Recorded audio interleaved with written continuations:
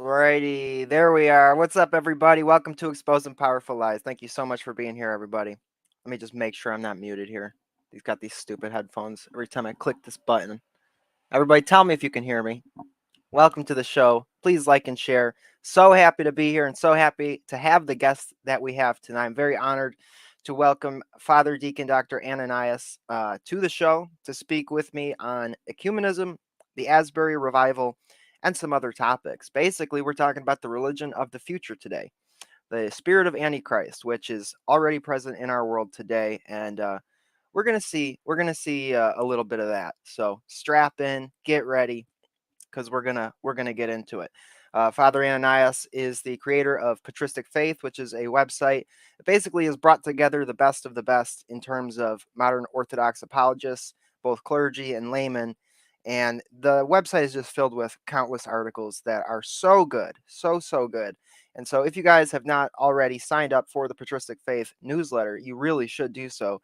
And you should go over there and check out the different articles and videos and links that they have, because like I said, I mean, man, it's such a great resource for Orthodox Christians.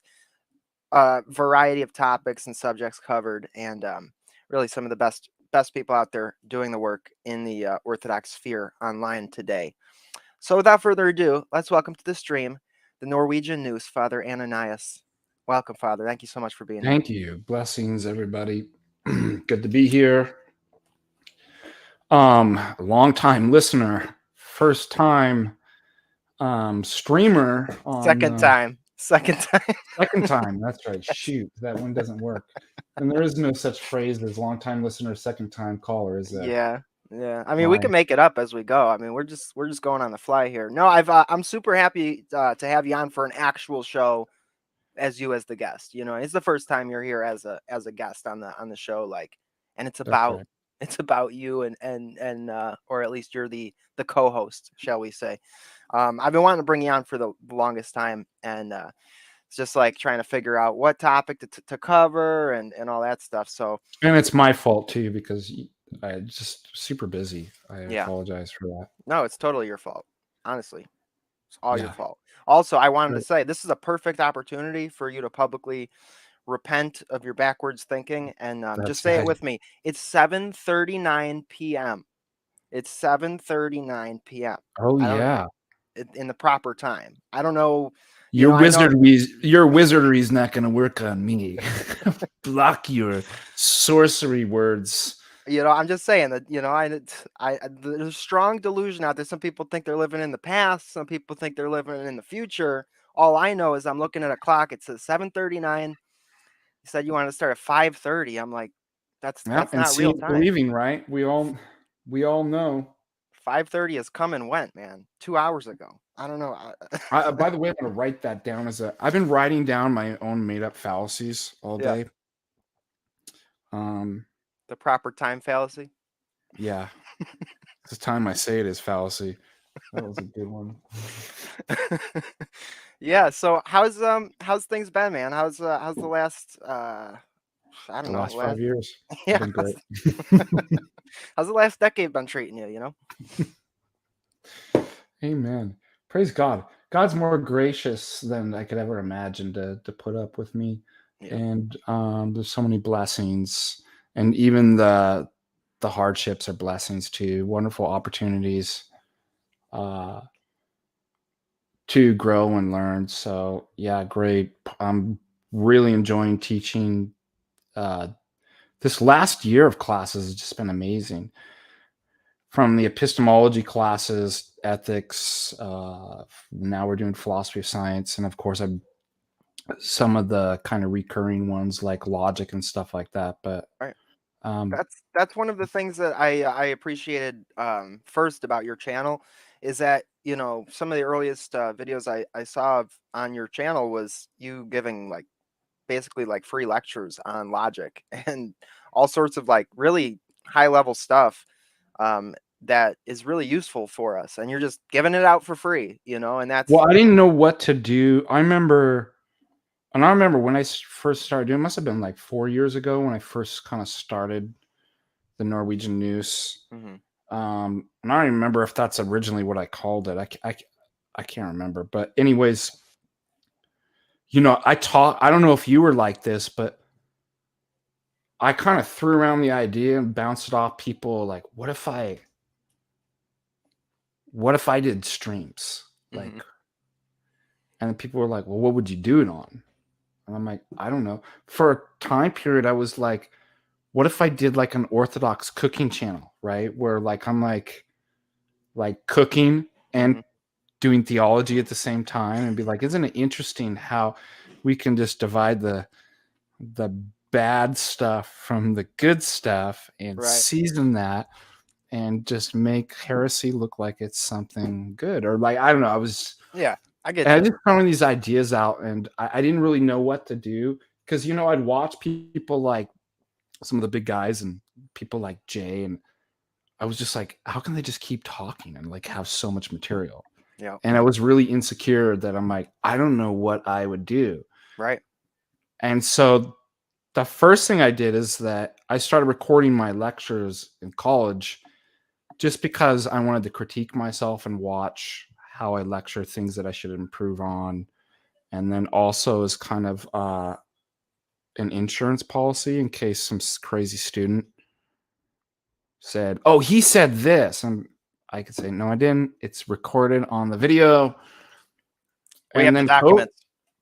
COVID came and all the teachers were like, I don't know what I'm gonna do. I don't know how to teach online. What am I gonna? And I'm like, I've got all these things recorded to put up. But prior to that, that's when I'm like, well, I could just put these up for free on. And that's really how the Norwegian news took off, is just Yeah. putting up free lectures that I give at the university. Yeah. And maybe that's only appealing to a certain type of people. Well, I mean, honestly, And for the those are the slow people that are gonna boys. go to heaven, Right, obviously. exactly, obviously. Well, for the slow boys like me that, are not college educated, I mean, it really is helpful, and it really has. I've learned a lot, and that's not even to mention the debates. I just the other day, I accidentally listened to the you and Matt Slick debate again, and I say accidentally because I already heard it like at least twice, and then I was playing a game or something, and I had my phone playing a YouTube video in the background, and then the video ended, and then the Matt Slick debate came back up around, and I just left it on and listened to it again.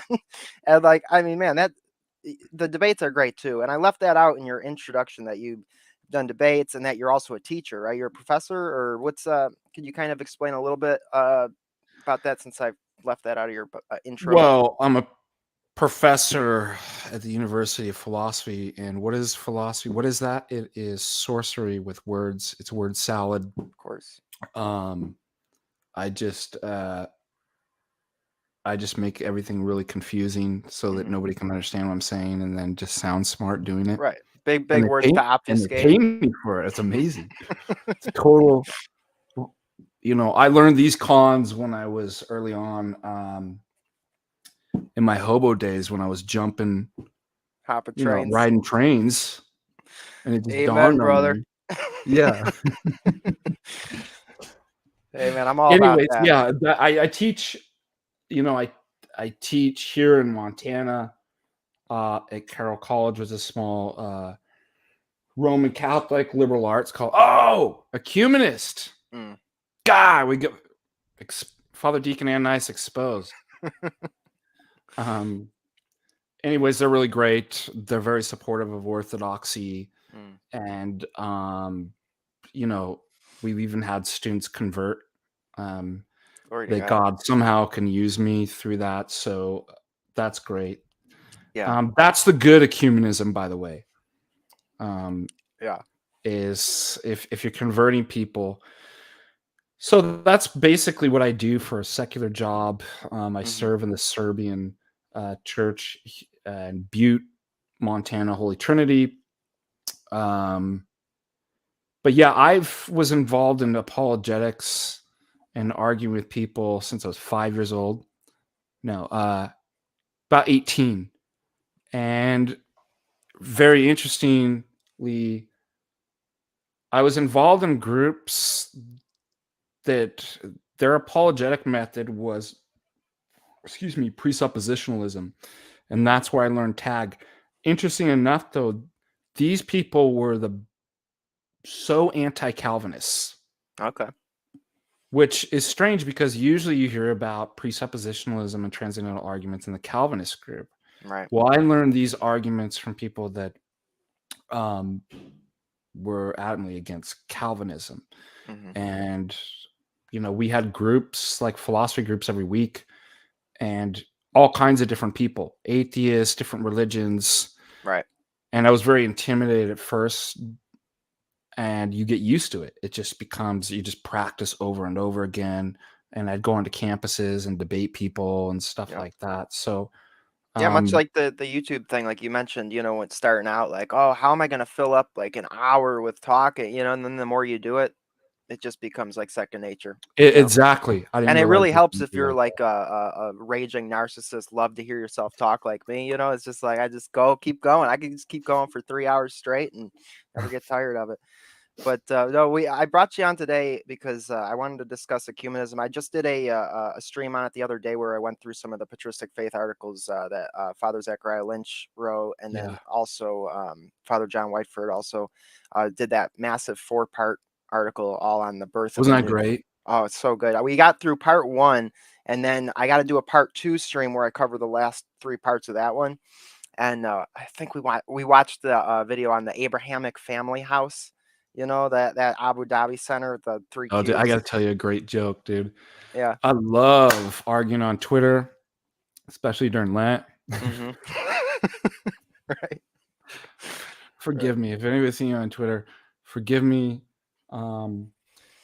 but we had this recent, and this kind of ties into kind of ecumenism and stuff like this. But Mm-hmm. there was the recent news about Father Herman who was at St. Vlad's when I was there. I remember Yeah. him. I think he was then, since then, because I was at St. Vlad's from 2013 to 2016. Since then, I think he went to St. Tikhon's. Mm. And the news that came out yesterday, if you saw, I posted that he apostatized to the Roman Catholic Church. Oh no. He left Orthodoxy. And I didn't know if that was actually true at the time, and was asking people, and unfortunately it was confirmed. And we've seen this kind of happen and stuff like that. So, Yeah. obviously we're upset. Apostasy is not, it's a very terrible sin. Mm-hmm. And he's defrocked. Like, he loses his priesthood. He was. Yeah. And so I pray for him, and it's upsetting. And then, of course, some Roman Catholic priest comes on and says, oh, well, he's not leaving Eastern Orthodoxy. There's room for Orthodoxy to live in Roman Catholicism. So I made a joke. I'm like, well, considering um, that, you're bringing Pachamama and now have an Abrahamic family house, and letting the Quran being read in the Vatican, and the Pope consecrating uh, Mormon temples, Sure. Gay and marriage and all that stuff. You know. praying with pagans on a ziggurat. And is it any surprise that you would think that there's room for Orthodox too? Of course, of course. Yeah, just come and, just commune with the Pope and it's all good, man. It's all Yeah. good. Doesn't really matter what you think.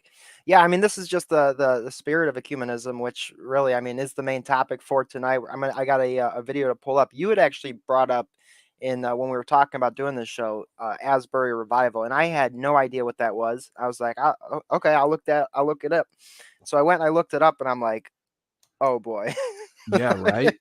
Oh boy, this is literally the religion of the future. Like, this is, I was talking to the one guy in the chat, John Connor, and he had mentioned that, and I was like, that is so true. It is literally the religion of the future that Father Seraphim Rose talks about in Orthodoxy and the religion of the future. This Yeah, is where are the my sort books? of you know um when you talk about Antichrist, Father Turbo brings this up a lot on the Royal Path.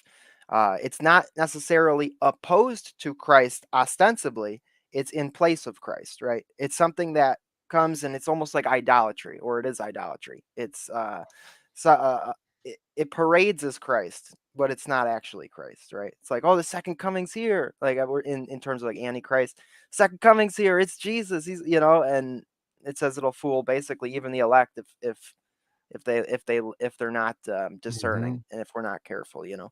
And when I watch this Asbury Revival, that's what I'm seeing. I'm seeing people who seems like their heart, like they have an earnest desire. They want to know God and they want to experience it, and they're certain that they are experiencing God, and they're certain that they are like, this is Christianity, like we're in it.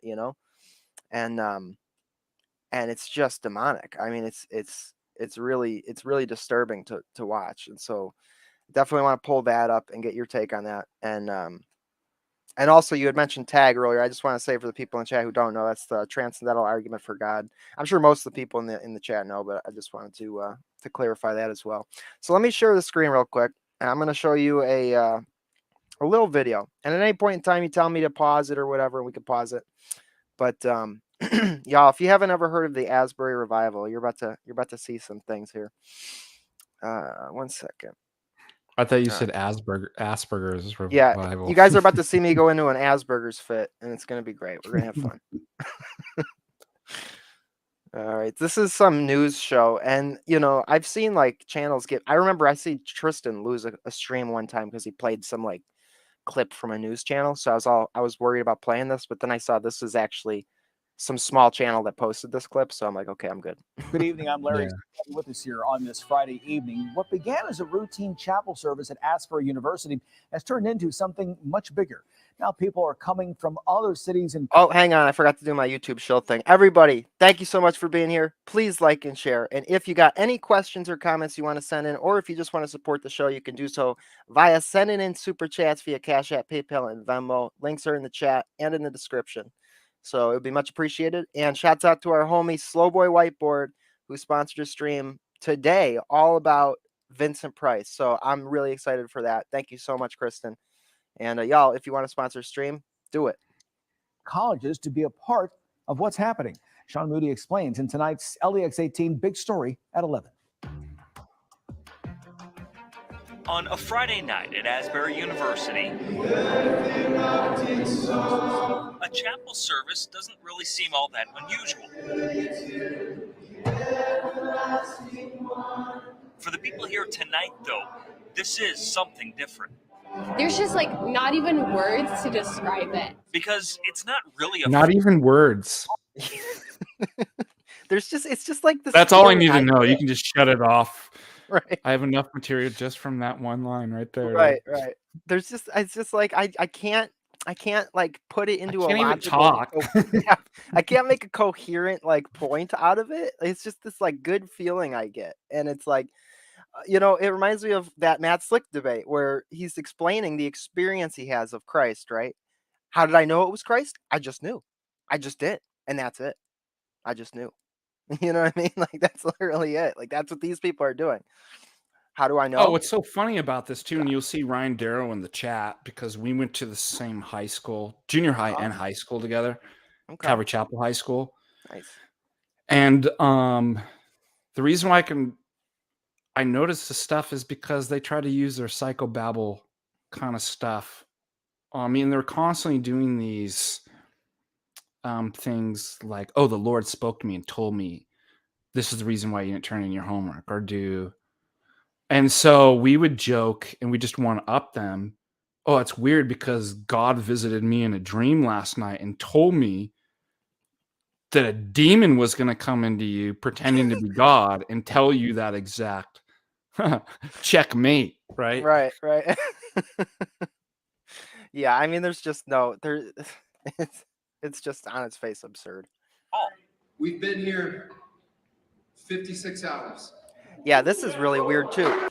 Okay, so basically, and correct me if I'm wrong because I honestly know next to nothing about this whole thing. Basically, it's like some, Protestant, I don't know, Baptist, some church service that they had, It's a and then they just Methodist. didn't. Oh, it's Methodist, and they just didn't stop. They just kept going for days and days and days, and people just kept showing up. People And stayed then I didn't there. even think about this until just now. I mean, I've been up for 56 days. Like, well, that's meth right there. Right. Well, then they're Methodists. They're the Crystal Methodist Church. Oh my goodness. Oh, just connecting dots tonight, guys. Just connecting them.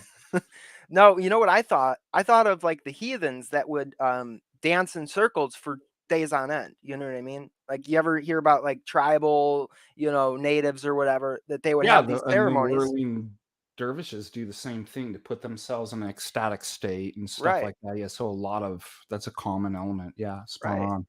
And that's pretty much exactly what we're seeing in this. It's like people. It's just like days and days and days of them like shaking and twirling and gyrating. This is what a 10 a.m. Wednesday service has become. It just never stopped. People just never left, never went to class, never went to lunch. Just never went to their job, just never stopped supporting their families. That's why like all the trains are crashing and like nobody's doing their job. Nobody's manning anything up, and he was like, it's so awesome. Like, we're worshiping, bro. And then later, people started coming back to chapel. Ava Miller's a freshman. She was here Wednesday morning when this started. She said when it ended at 11, people just kind of lingered and the band kept playing. Since then, people have come in and out continuously, keeping the service going.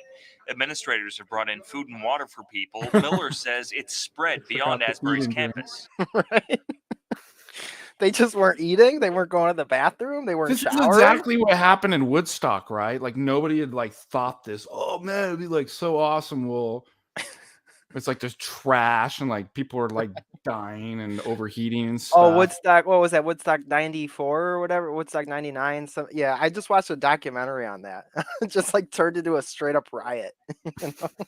It's like setting the stage on fire and stuff. It's like, yeah, when you bring Limp Bizkit to Woodstock and Rage Against the Machine or whatever, it's like peace and love, dude. Like, okay, you have a bunch of frat boys burning cars and stuff. Last night we had people from Transylvania. We had people Oh, no. here from Asbury, of course. Like They had Dracula. Transylvania. Count Dracula himself, ladies and gentlemen. UK, we had in the middle of the night a bus from Mount Vernon Nazarene College come down with just a bus of like a van of students that just came. Ohio Christian University, there's a revival that's like breaking out there. Administrators here say this kind of thing. But they're has like, happened no papists or times before. Orthodox. Thank God. Right. Well, yeah, because they know we wouldn't get down with their. I don't even know Yeah. what would you call Well, this the music? papists would. They'd be like, oh, sweet, a mass. Oh no, it's a Protestant service. Hard to tell these days, you know. Yeah, hard you can't to tell. distinguish. Yeah, no, I honestly, like when I was a kid going to these kind of churches, like it's just so brutal, man. Like I don't know, there's just something so cringe about like the soft rock, you know, worship band that they do, and it's like I don't know, there's just something so phony about it, you know. So like it's like put on, it's like a put on, you know, or it's like this doesn't feel like it doesn't feel connected to the tradition that you're teaching, you know, like you're teaching out of this Yeah, and Bible, what you I know, know, which is like ancient. I'm gonna pick on Ryan again, but Sure. we had this experience too because we had chapel, and it was just like this. So it wasn't like Pentecostalism where people were like barking in spirits and like and stuff like that. So it was relatively sober, Right. but it was this Christian pop, exactly like this, what you're watching.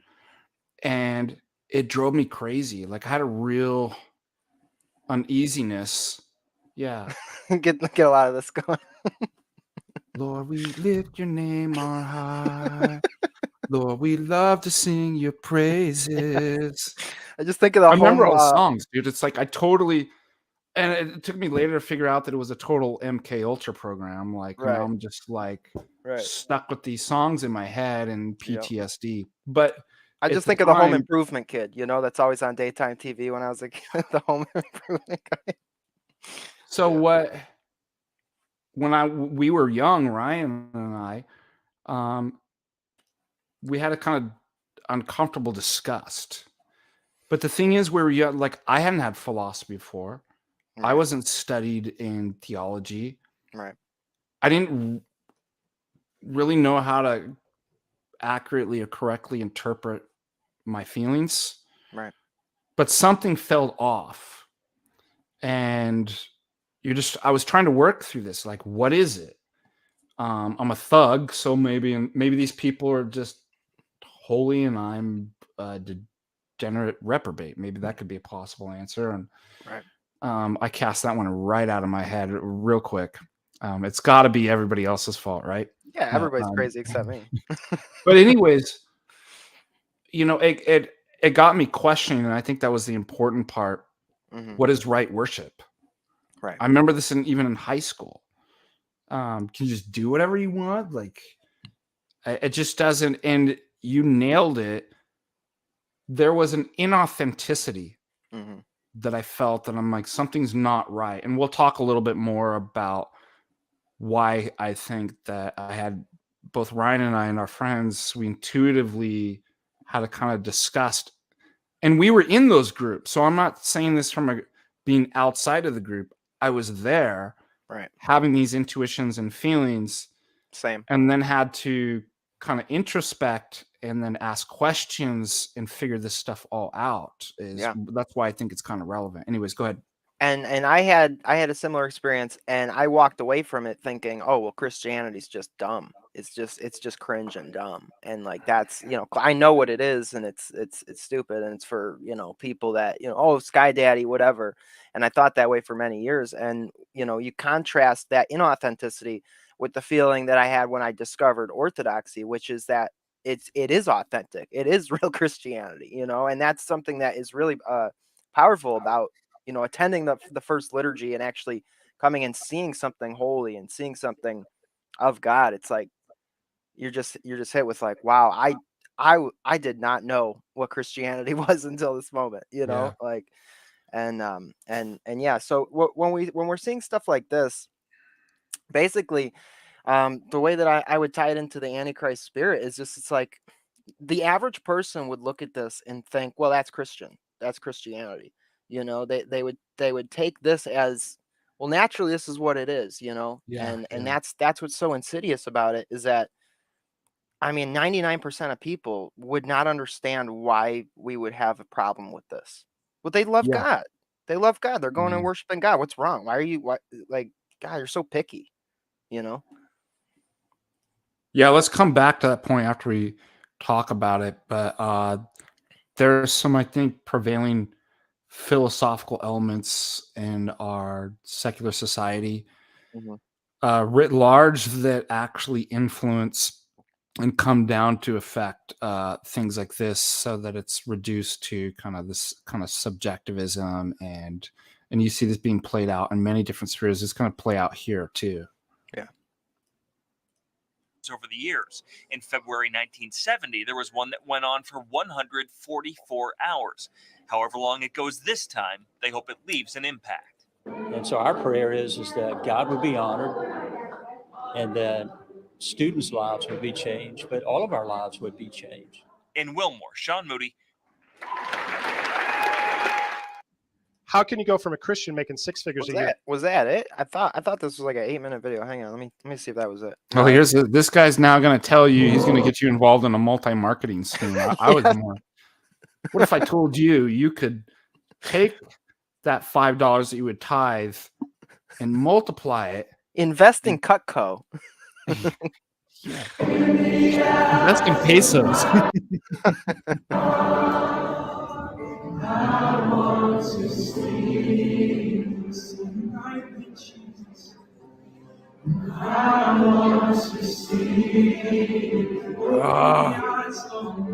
It is like I'm having like PTSD watching. That's what I was just about to say. I'm having flashbacks. I'm feeling like so sick right now. What? It's really weird. Yeah.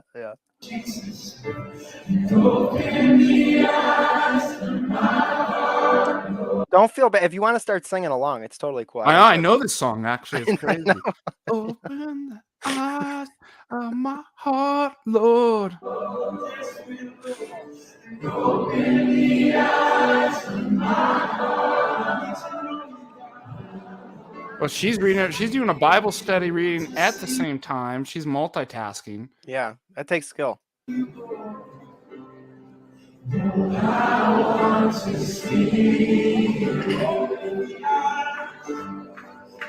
looks like they're pretty inclusive too. They got the maskers in there.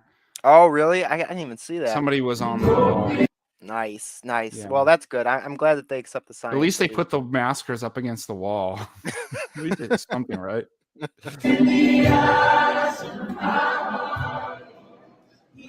is the kingdom.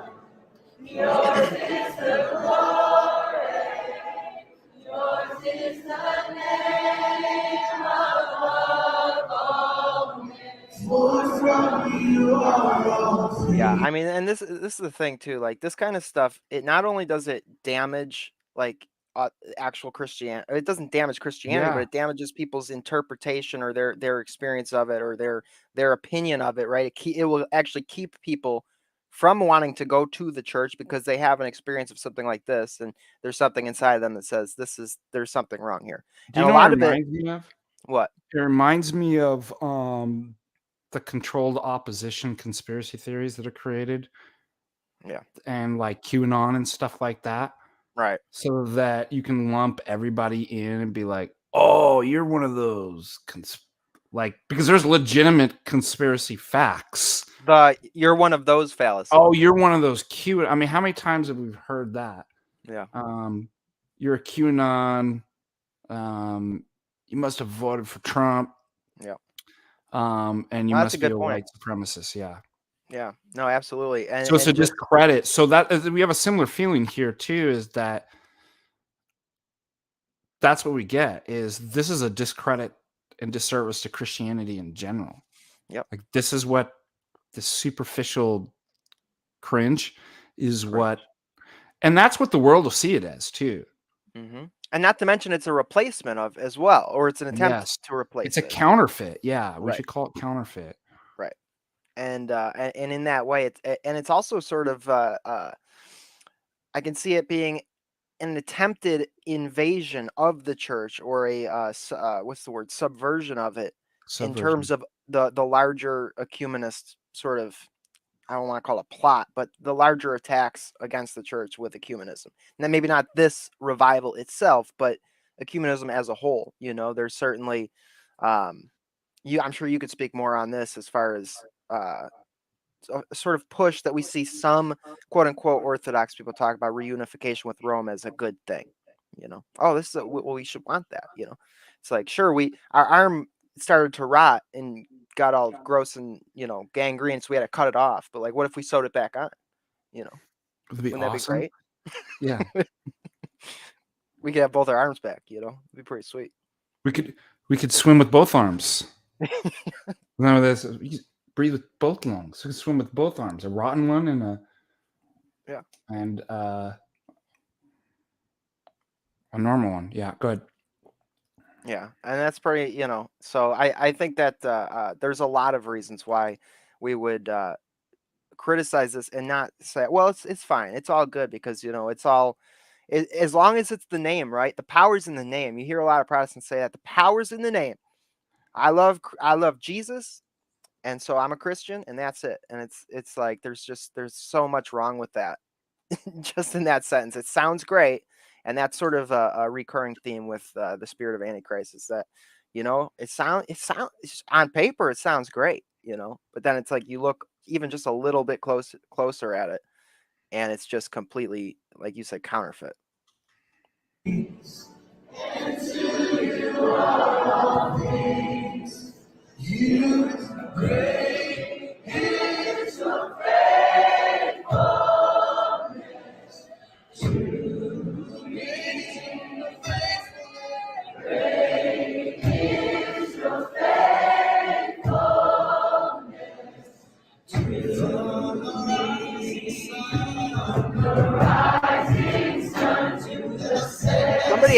Somebody asked in the chat if did this revival end, and I was curious about that. So was this a localized event? Obviously, I know this one was, but is this like a thing that's happening multiple places now, like a bunch of different places? Is it still going on today? Like what sort of, give us a little bit more background into this, because I assume you know more about it than I do.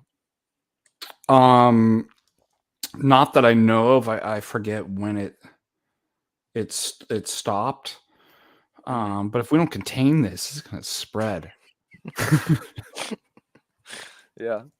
Gotta do something about it. We gotta inoculate these people, right, from cringe. Give them the cringe booster, also known as the Eucharist. Yeah.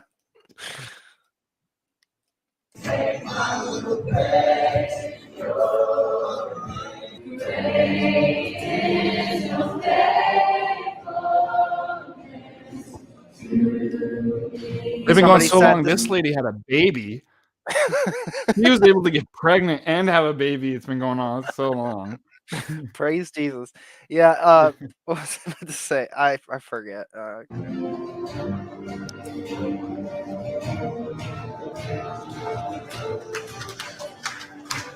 Praise the Father. Praise the Son. I was watching another clip and I saw that somebody had like some sort of medical emergency in the crowd, and then like all the people started gathering around them, and the guy who it was like a YouTube short. I'll see if I can pull it up. He's like, get ready as you watch them confront the demonic force that was attacking this woman. And and the people are like, all the trained medical professionals step back. And then like all these like cringe Protestants come up and they're like, in Jesus' name, all the forces of the devil, get out of her. Well, at least they didn't do what they did with Leonardo DiCaprio on the island, right? Where like somebody gets sick and they just, hey, you're running a good time, you're gonna have to leave. But he's dying. Right. No room for death in here. This is the whole spirit room right here. Praise the Spirit, three in one. At least they're Trinitarian. At least they're Trinitarian. Yeah, there is at least that. We got to give credit where it's due. I'm just scrolling fast. Okay, so it looks like there's just another 4 minutes of this, and I as much as their musical talent is breathtaking and awe-inspiring, I'd rather not. 4 more minutes of that. So let's address some criticisms, right? I mean the rebuttals. Well, as you had mentioned, the first one, as long as we're doing it in Jesus's name, right? Yeah.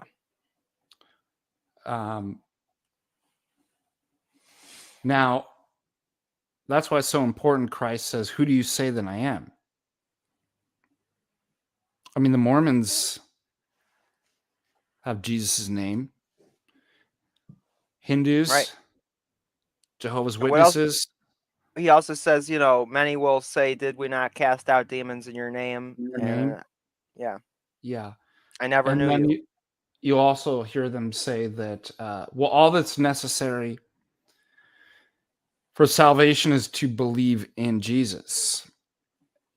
And they do really get hung up with the word concept fallacy. Exactly. That it's not the word that's important, it's the concept. So we talk about, what does it mean to believe in? It's, for us, we'd say it's the entirety of the revealed faith preserved in Orthodoxy, the faith of the fathers, the faith of Orthodoxy, the faith that established the universe, right? So, because if you start to press them on this, then so we're like, oh, it's just the name, right? So if I brought up no, because they don't believe he's God. Oh, so you're adding, so that's necessary. Oh, you have to believe that God's a Trinity, right? They start adding these from which their point is an arbitrary. Now all of these, it reminds me of Steve Martin and The Jerk. Yeah. You remember this? Oh, yeah. I don't need anything except for this lamp, this harmonica, this lamp, and that's all I need. And this ashtray. Yeah, well, I need the ashtray. He's going. Yeah. That is such a classic commentary on Protestantism. I don't need anything to be saved except for this ashtray, this lamp, harmonica. As long as it has the word Jesus written on it, that's good by me. And then it's like, really, it's like, oh, we love Jesus, but we're gonna pick and choose what we want. He talks a lot about the church, right? But we'll just sort of read into it what we want the church to mean and what that is. And naturally, it's like, you're not worshiping God. You're worshiping your own mind. You're worshiping your own interpretation of the scripture. You're worshiping your own idea of what you think God is in your own flawed, fallen human perspective, And that's why it ends up being arbitrary. It's the same critique that I make of secular philosophy, they're man-made systems, which is hilarious that Protestants will often accuse us of man-made traditions. Like, no, your religion's literally a made up religion. Right. Ours is a revealed revelation from God to man. And the Theanthropos.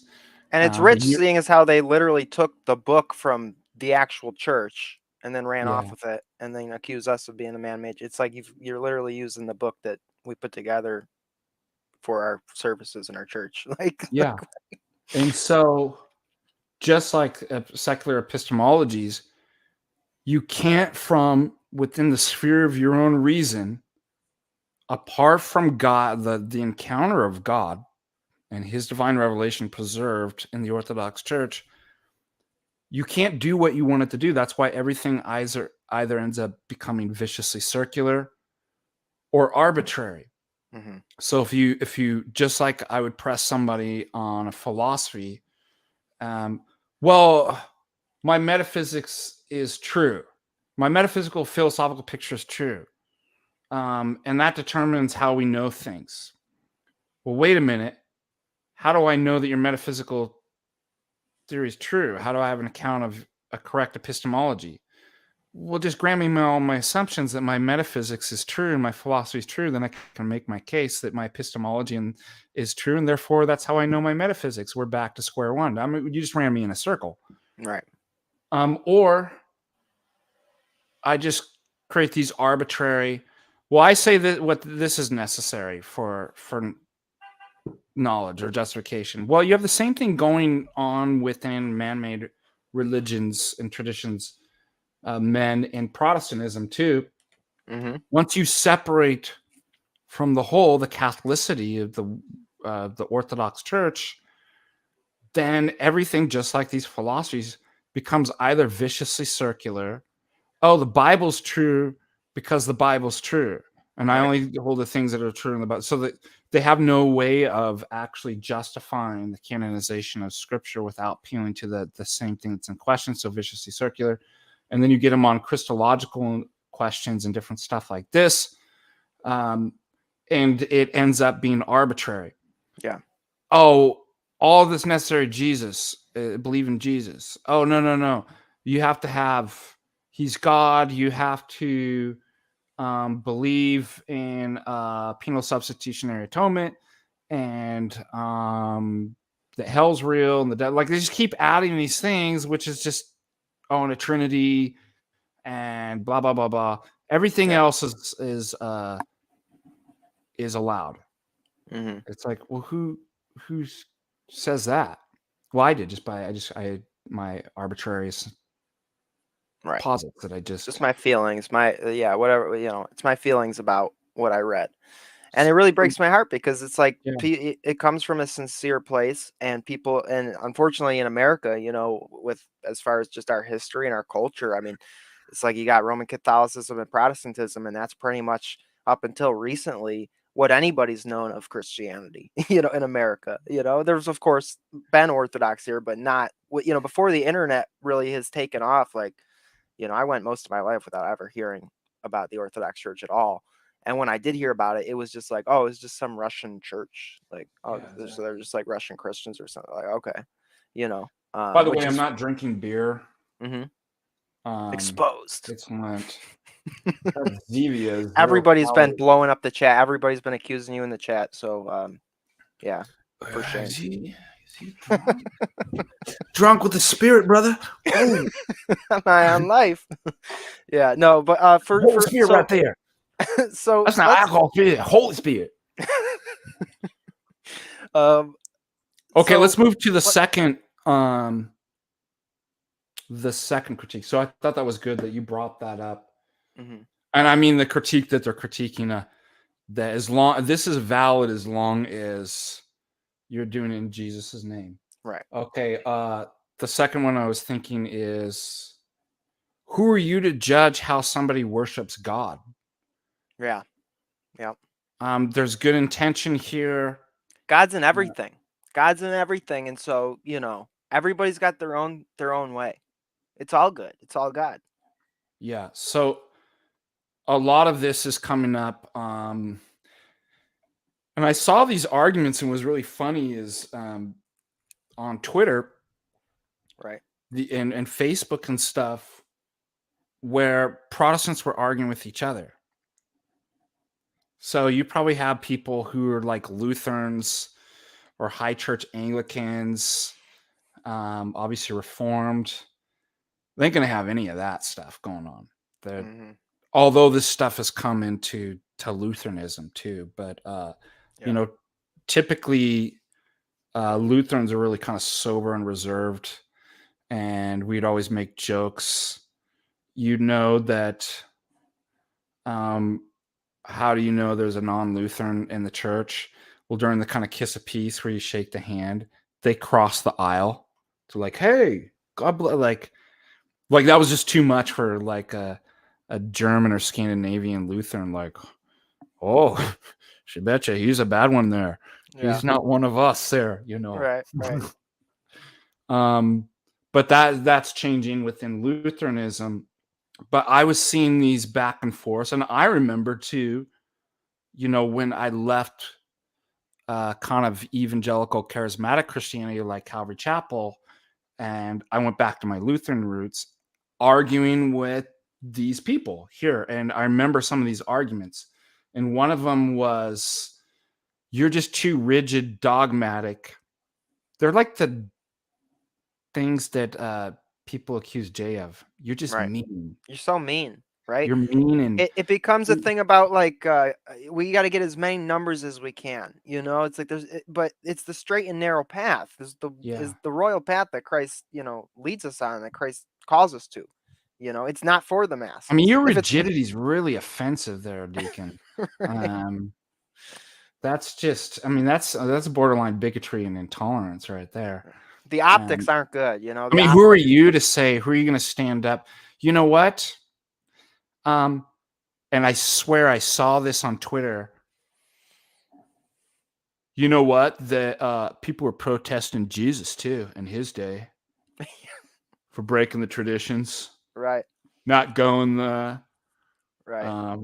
So that was a line too. Oh, they take it so far, and honestly, the logical conclusion of this stuff is the cringe streams that we do all the time, where we watch, you know, queering the Bible. You know, why, you know, Jesus was queer, stuff like that. It's like, this is the logical conclusion of people just coming into the scriptures, coming into the sacred things, and just whatever they see goes, and whatever they want. Well, that's the problem. Once it's just like the rejecting marriage. Mm-hmm. Like once you do it with the tradition, you're not going to have any argument, right, that this is wrong. Like everything becomes arbitrary, and you see this now playing out in our culture with that kind of stuff.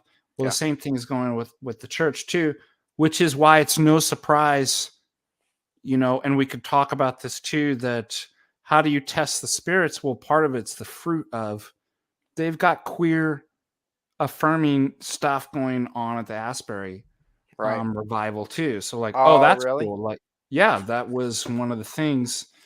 Oh, it's accepted. See, you break away. You're rigid. You're a hate. You're a bigot. We should be free to, and then it's always like, well, not that far, not that step. Love is love, dude. Love is love. But then eventually, it's just that goes on, and then it's just like everything kind of goes, and that's what you actually see. And that's what ecumenism is. It's don't say you're right, you know. And this is what we talked about in the last stream about ecumenism: is don't say you're right. You can do the ritual, you can wear the costume, but don't say that this is the right way and that's the wrong way. Everybody's got the right way. Oh, this happened to me on Twitter. I could not believe this papist going off on me. Really? Wait, you couldn't believe it? I couldn't believe it. It was the first time I'd actually seen anybody disagree with me. It's hard. It's hard. My God, I'm shocked. The offense. Mom! Mom! Somebody yelled at me on Twitter. Hey, just Batman, stop talking. So they're all upset. And speaking about ecumenism, we're mourning the loss of this apostate priest. Oh, the Roman Catholics come in, the papists. I'm offended that you would call this man an apostate. Why? Well, one person says, because we don't view you as heretics, and wouldn't call you apostates. Do you view anyone as heretics? You know, that's what I would ask. Who do you view as a heretic? Oh, and we acknowledge your sacraments, and we even allow Roman Catholics to take. And I'm like, so I'm rude because I'm stating a true position, and your position's false. That's like saying, Well, you know what? Polytheists and perennialists think your religion's true. And if you think that you're wrong, that they're wrong Roman Catholics, that or you don't give them like the same attitude back that they give you, then you're bad too. Right. It's like that doesn't follow. So, anyways, they were getting really upset, and it's because there's ecumenism in their mindset. Just because you feel that way doesn't make, or your position doesn't make it right, and it certainly doesn't mean that I should take that same position because, well, I reciprocate. Why can't you do? I think this, reciprocate it back. Like that doesn't make any sense to me. But that's part of the ecumenist spirit. Yeah. But then this guy, he comes on and he starts getting a bit, upset with this and nasty, and resorting to just bad arguments. If arguments at all. And a fundamental, and so, me, I usually just stick with the arguments. I'm like, your argument's bad. These are dumb. I've heard these same, your church is based on ethnicities, but we have no ethnicities in Roman Catholicism. And nobody, I don't care what he says, nobody's speaking the mass in a different language than American, right? Like, are you kidding me? Like, you have this. So they're just these silly regurgitated arguments. Right. And then it was, and that's what's so nice about the internet is that we get to actually compare the arguments in these debates and in these, we can just kind of get to see them all side by side. And you're like, oh, this is literally like dumb. This is retarded. And it'll relate back to what we're talking with the video too. So when we point out the problems in Roman Catholicism, they think we're saying, and I'm sure Protestants do the same thing as well. Oh, so you don't think you have problems? Oh, no problems don't exist. And this was the main thing I wanted to hit on, so I'm glad you're bringing that up. Is the problems that Orthodox face, and ecumenism is one of them. Yeah. So the question isn't who has problems and who doesn't, who has more problems. Right. And every Roman Catholic thinks this. Oh, well, see this person, what they said about contraception, and look what this person, look at this crazy bishop here saying, look at the schism, right? Humans are sinning? Yeah. What? Well, what they fail to see is that when I'm bringing up the problems, they're illustrative of more fundamental systemic problems that are essential, because it illustrates that in principle your ecclesiology and structure is erroneous and wrong. Right. And there's several, so these are signs of that, and as not only a cause, but a system that has an inability to actually properly deal with the problem, so that it becomes worse. Yeah, I mean, look at the state of the Roman Catholic Church in the last 1,000 years. Like, how do you think that happened? Right. Okay. Why isn't it Orthodoxy is changing that way? It gets problems and it deals with them. Right. It's it's been all throughout the history. It is and we the body deal with of Christ. It's the body of Christ. If there's a infection in it, it purges it. That's the way I've heard it. So they always think, oh, it's just we got a bad pope in there. We got some bad guys. Yeah. And once we get them in, and blah blah blah, Africa, blah, there's some great stuff happening in Africa.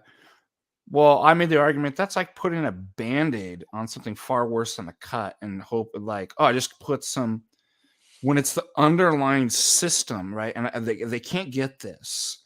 So this guy starts losing it, starts saying behavior unbecoming of my office. Yeah, that's what they love to do that. Yeah. Oh, I guess they don't teach humility in seminary. And at this point, that, first of all, that's an ad hominem. What does that have to do with it? Like, you can't. And I was very clear about I'm dealing with your arguments. You have bad arguments. You come in bad faith. You're missing the point. And I just stuck with that, right? Non-emotive language. Mm-hmm. You lose. You don't take the L. Instead, you get emotionally manipulative, right? And resort to ad hominem. And eventually the person started resorting to like saying the F word. Yeah. And, you know, F you, you priest. And I'm like, there you go. Like that's, and so I'm trying to bring that back to Ecumenism. the issue of, yeah, I can't remember why. Well, let me take this moment just to hit a couple of super chats that came in. So we got Christopher Shame sent in 444 and says, let's chat about rainbow gathering sometime. Well, I am going to be doing a panel show, a call-in show within the next few days. I know Ortho Eric wanted to call in as well. So as long as you call in with your face and you don't act like a spurg, we can talk about whatever you want, man, within reason, obviously. And thank you for that. Really appreciate it, brother. And Maddie sends in 6 and says, does Father Deacon have any good book recommendations? Yeah, check it out. You got them all at once. Just you know, look as Yeah, close to the screen as you can. That's not even all my books. They're all buried in under boxes here too. Yeah. All of my books are in boxes in my grandma's basement right now. I would have a big bookshelf behind me if it wasn't. It depends what you're particularly interested in. I think he probably means Orthodox books, like a good and I know Maddie, he's Digital Minefield. Everybody go subscribe to Digital Minefield. He's an Orthodox brother, so he's not like new, you know, he's not like an Inquirer or anything. He's in the church, so. This one's cool. The Bible and the Holy Fathers. This one's great.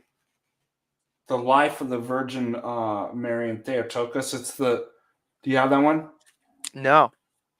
So this is the most extensive collection of all writings in history about the Theotokos. That's awesome. Yeah, I would love that.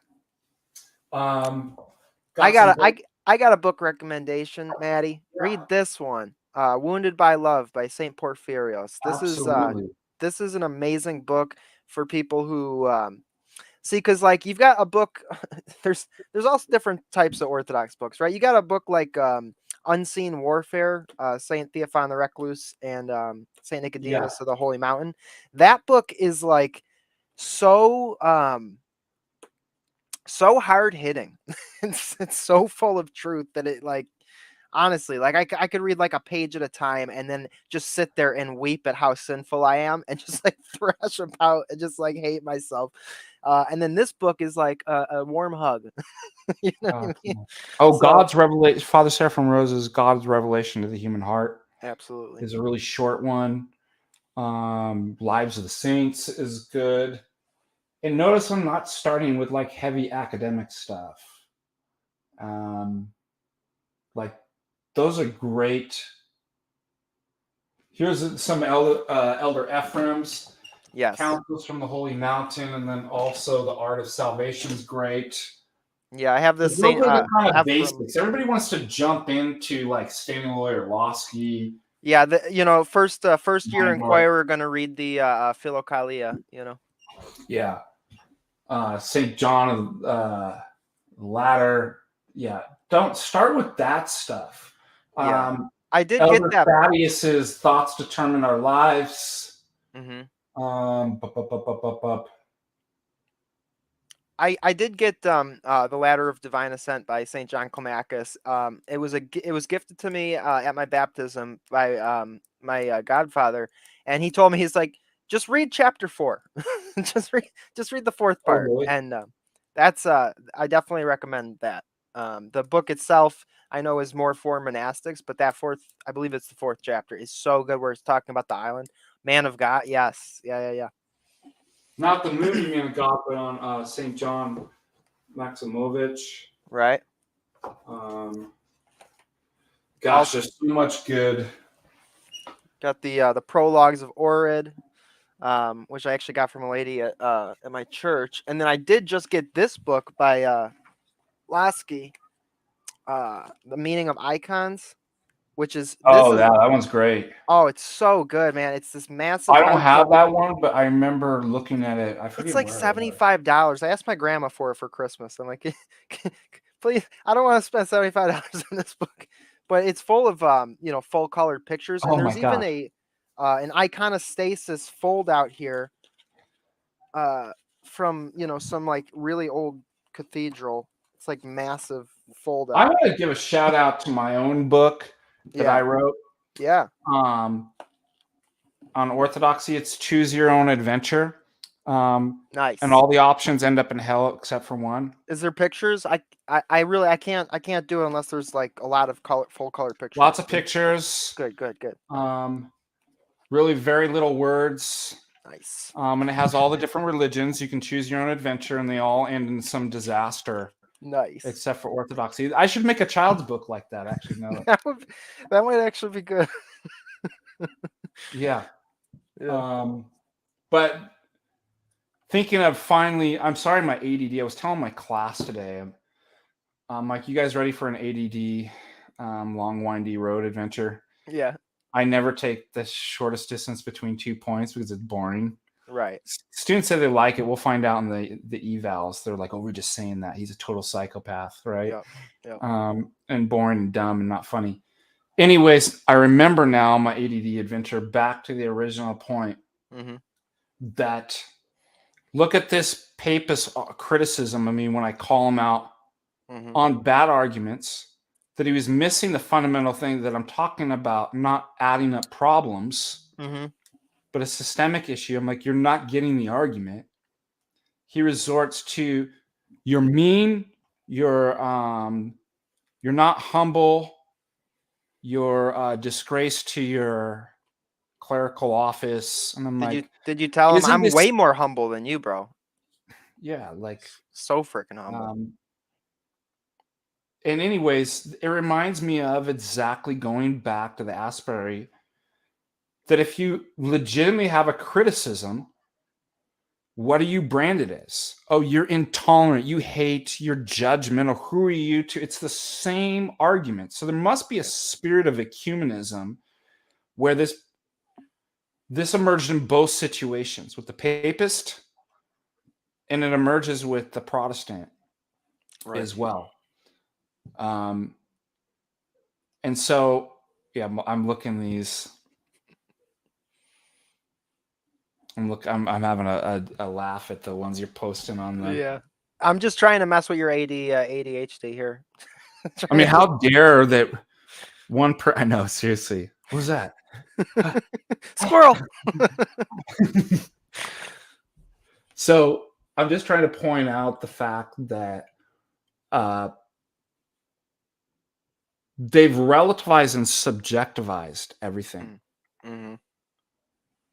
And that it's intolerant to actually believe that it's possible for one group or even a person to discover something that's actually true. If that contradicts with another person. Came up again. And can we make the point that this is basically like, in my view, at least when I first discovered this was like the fundamental thing about Christianity is the objective truth. Yeah. Right. That there is truth. It does exist. Truth is exclusive. It's going to exclude falsehood and error by its very nature. Right.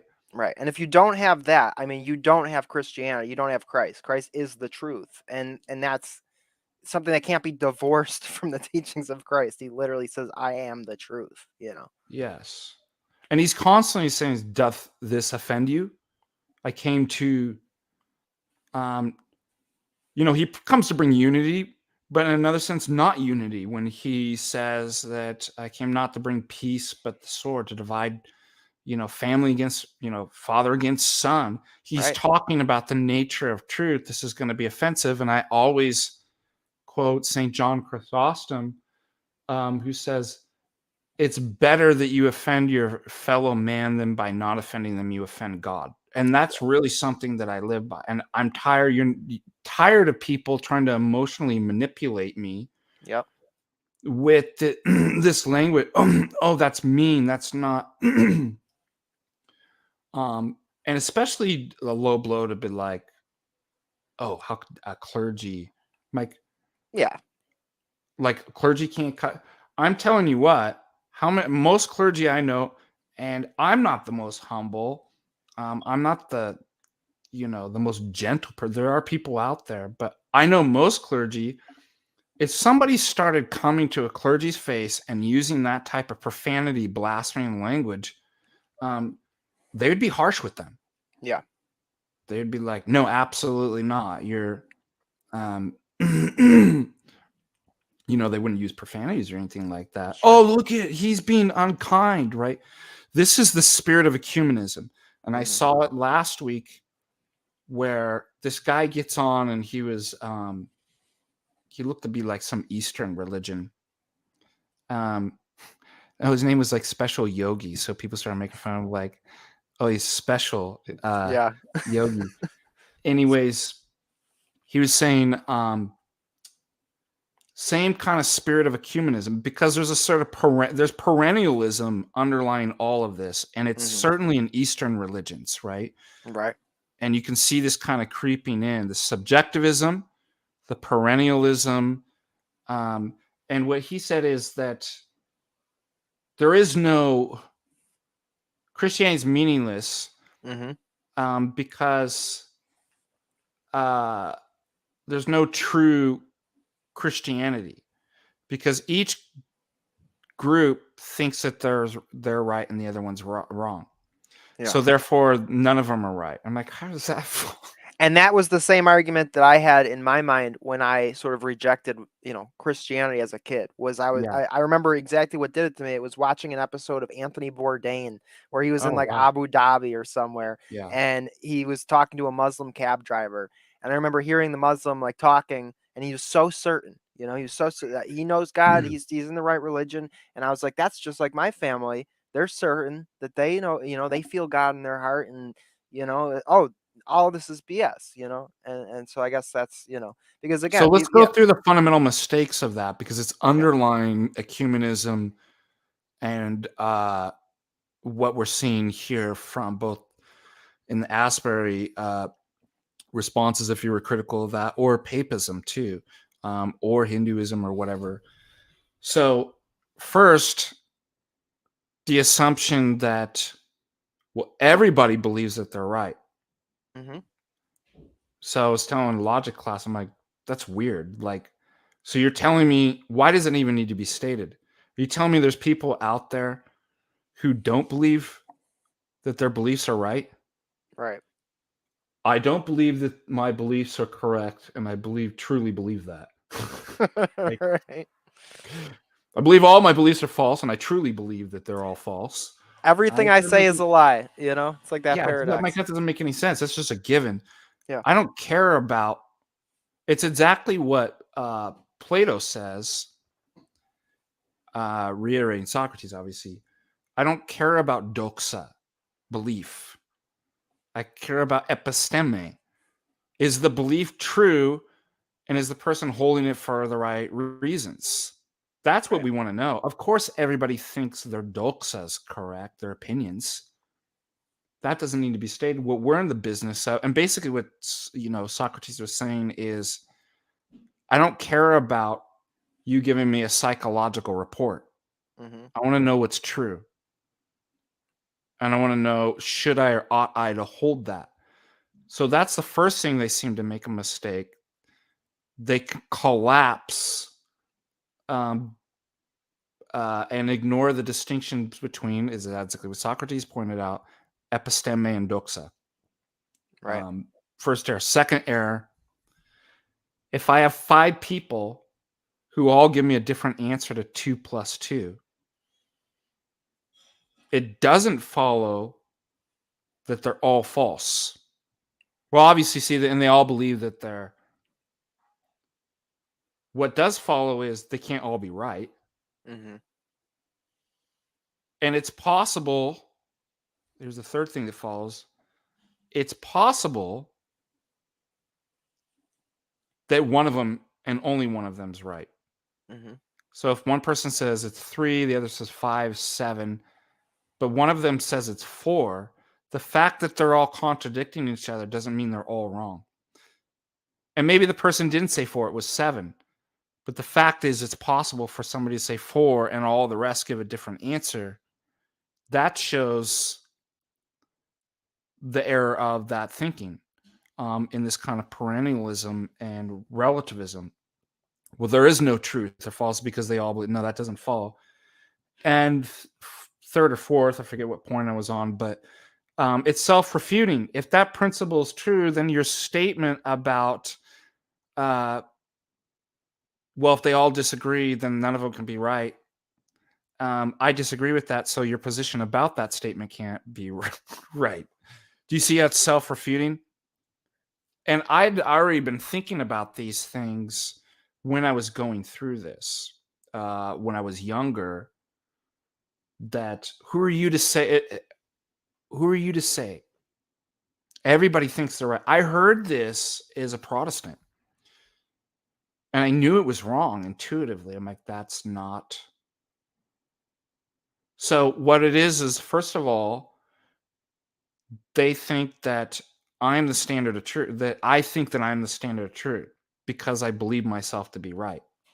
Right. And that's And therefore, basically who are you to judge? that's like the opposite of Christianity. That's like Luciferian is what I would say. You know, I am the truth, not Christ, right? I am the standard of truth. And that's Yeah. sort of the opposite of Christianity, which is like the spirit of the world, you know, the spirit of Antichrist. And I immediately asked this question in high school, and I immediately led me to the conclusion there is an objective, i.e. independent standard. So what I asked, because this is relatively, it's pretty sober compared to, like I said, Pentecostalism or something like that. And so I started thinking about and asking, you know, the people in the high school and the pastors and stuff, could we have a death metal, like worship service, where like we had a mosh pit and you know, we could punch people in the face in the name of Christ. Right. You remember mosh pits, right? Like where It you just like doesn't people are hitting feel each other. right. It just doesn't feel right to me. You know, it's like I don't know. It just doesn't feel right. So guess what their response was? Oh no, that's too far. Oh, really? So like, is that based on your feelings or? Of course. Where is this? But what that showed me is there is a standard. Obviously, we both recognize something's too far. Either all goes, everything goes. But if you say no, not everything goes, and it's not just my feelings, well, then there's some type of objective standard. Then it becomes a question of, like what Socrates and Plato were talking about. Right. I'd like to find that. Where is it? And that question eventually led me to start to think about worship and liturgy, because people were saying, hey man, you know, church is everywhere. Mm-hmm. It could be on a surfboard, you know, it's me just jamming, just praises to God. It could be a Bible study. And I was just like, none of this stuff makes sense to me. Right. And I'm like, there's something seems wrong about certain stuff. And I started to gravitate towards higher liturgical forms intuitively. Yeah. Because it was getting closer connecting to the tradition that was delivered. Right. And I realized intuitively, and there's a lot to actually say in terms of defending knowledge by intuition. Yeah. And it operates very differently than kind of discursive reasoning and stuff like that. But nevertheless, it led me to the truth. Mm-hmm. And so think about this. All you have to do is respond, I am not the standard of truth. Just because I find the answer to 2 + 2 being 4 doesn't mean when they say, who are you to judge, that I'm the one judging. You stand judged by the truth. What has Christ said? If I didn't speak, the rocks would cry out, right? It's the reality. That's what objective reality is. And that's what always gets me. And I get this a lot, you know, especially when talking to somebody that's, you know, they don't understand. It's like you think you know everything. You think you're, it's like, no, I was wrong and dumb and am every day. And I'm trying to assimilate and submit my will to Christ. I'm trying to come into alignment with what is true. And I can tell you, like, the things that I believed and I wanted for my life were wrong and dumb and destructive. You know what I mean? But it's Yeah. like if you're talking to somebody who, I'm thinking right now of a specific person, a Name feminist or them. whatever. Name it, claim it, dude. My ex, the vegan, as we call her here. You think you know everything. It's like, no, I think I know nothing, and that's Say why I her need to write. name. But you know what? One thing that I'll use in that sort of argument is, as far as objective truth goes, is I go, "Are you alive? Do you exist?" You know, if you exist, then there is objective truth, right? If you're here, then that's true. It's not true that you're not here, right? So that means that like that's kind of the metaphor that I use. I don't know if that's proper, if that's a good argument, but I often use that as it's like Just sounded like word salad to me, dude, in that's philosophy. that's the basic thing. Is it's like, are you here or aren't you? If you are, well, okay, I guess there's objective truth because that's an objective fact that you're standing here. But of course, with the hippie stuff, it's like, oh no, man, am I here? Aren't we all just kind of like one? Like maybe I'm just like a ghost. Oh, Maybe it's so we're in a funny. What you'll simulation. get people to do is, did you listen on The Crucible last night? No, I This missed it. I missed it. this I saw bear a that clip came though. in, and they were having like similar like, you're such a know-it-all. Nobody could be certain. And Andy's like, you certain about that? You Right, certain that's about the you? best retort. Um, How can you be He's like, sure? well, nobody could be, and like, I don't know if it's just Spurgism or what, but like, it drives me crazy when people put it in things in like knowledge in terms of percentage. Mm-hmm. Nobody could be 100%, right? You're always like, now to me, I could just retranslate that, avoid that, just say we're fallible, because this Right. is really what the guy like. Why do you have to put it in? Because then you're going to be like, well, how much percentage is? First of all, why is knowledge even in a percentage? And second of all, how much percentage constitutes as not? Like, it just opens the door to just say what's behind it. Nobody's infallible. So Right. that's what you're saying. I'm fallible. I've been wrong about stuff. Yeah. But your claim something different. Because I've been wrong means that I can't get the right answer for the right reasons. And Right. that's basically what they're saying. Then they don't realize, like this bear on Andy's show, that it's self-refuting too, because you're making a 100% objective claim, infalliblest claim about everybody's fallible, including you. Right? So it's so strange. And I really think that it's a lack of what's the term I want to use? It's awareness. A lack of self-awareness and inability to introspect. So notice, and in going a all lot the of way back. cases, it's the fact that they've never been taught how to critically think. They don't know logic. They don't know the sort of history of philosophy, which is why I like the work that a lot of the people on YouTube are doing, because they're giving us valuable education on a lot of these debates that are centuries old, and a lot of these topics that we see people arguing about today have already been hashed out by Yeah. people a lot smarter than us. And if we just knew about it, it would save us all a lot of work. And I like the point that you made earlier. They're accusing you of the exact same thing that they're actually doing. Right. Right? That they're actually saying, oh, you're so judgmental and unaware, and you think you're an infallibilist, when you're actually not. You're the one that's actually being aware. You just said, I've been wrong. Right. I'm not claiming infallibility, but what are they doing? They're throwing those stones at you, accusing you of exactly what they're doing. I can't be wrong about my position about you being wrong. Right. So they've couched this pride and infallibilism, 100%ism in their whole thing. And it's a psyop, dude.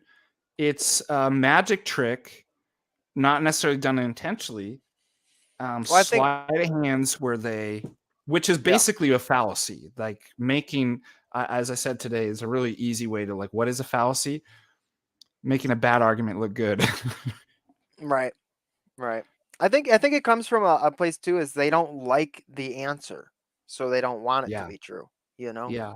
I don't like it, which I've had to deal with, all the time with Orthodoxy.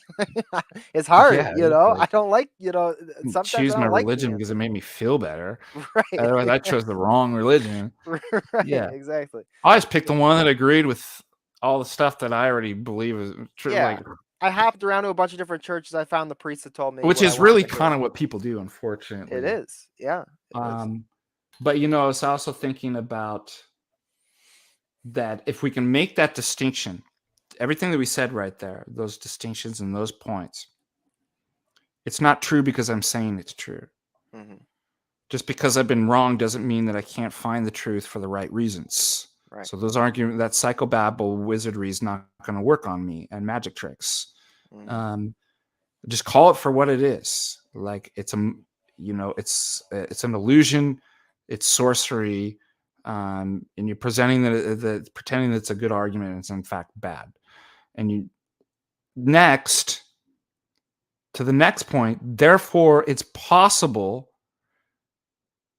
that there's an objective standard where I'm not who are you the judge, but the reality, if I didn't say it, the stones would cry out that this is the faith of the fathers, the faith of Orthodoxy, the faith that established the universe. Okay, so now it clashes with what you believe worship is. So don't be like the neo-Gnostic. Oh, if it clashes with my belief, then I'll just reject reality and erect myself as God and reconstruct reality in a philosophical system or religion according to my likeness and not reality. That's a neo-Gnostic kind of system that we do that. And so, I mean, you're halfway there if you already admit there's an objective standard. And what does objectivity means? It's true regardless of what I want, my desires, or my beliefs. Right. Then if you have that and you have a little bit of introspection and humility, you can find it. It may take a long time. Took me, took me a long time. I was 14 years of studying Orthodoxy before I even, and prior to that, going back to, high school, it probably started earlier then. But think about this. Right worship. So people were like, it doesn't matter to God. All that it matters is the intention, right? It's sort of like these cliches that, like for Christmas, magic and witchcraft, intention. It's all about the intention, right? or it's just low base, kind of cliches you hear at Christmas. Like you get a crappy gift. Look what It's I the thought got, that dude. counts. Look what I got for Christmas, dude. It You wasn't. gotta It was open like an open, Zevia. empty can of Zevia, dude. And it looks like it's been rotting in there. And it's like, well, it's the thought that counts. It's just intention that matters. And we all know the phrase. Well, the road to hell is paved with good intentions. Your Honor, I'm not guilty because I had a good intention. Yeah. Even though half the town's dead and the infrastructure is destroyed, surely I can't be guilty. You are, and don't call me Shirley. Yeah, don't call me Shirley. I found that clip of the demonic presence in the Asbury Revival. So I'm gonna play that. Oh yeah, please do. And everybody, thank you all for being here. Please like and share. And if you guys have any questions for our guest, send in them super chats. Support the channel, and I would be so grateful, so very grateful, and I would be so humbled. In fact, dare I say, I'd be the most humble ever if you would support the show. So please do. And this is Demon Manifests at the Asbury Revival. And I apologize, but it is a YouTube short. So I'm going to pull it up full screen because I can't actually full screen the video. So give me 1 second because I know it's kind of hard to see. So check this video out. A demon actually manifested at the Asbury Revival. They first called for medical, but watch what happens as the spirit is confronted and the people recognize it's demonic. Medical emergency personnel, step away if you're not medical helpers. Did you hear that? Medical personnel, please step away. Get back. Yeah. The real Ghostbusters are coming in. Yeah.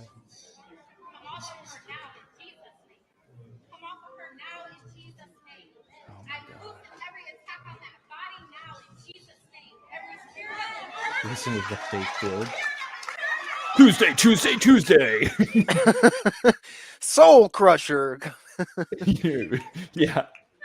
I was just expecting a monster truck to like come crashing through at this point.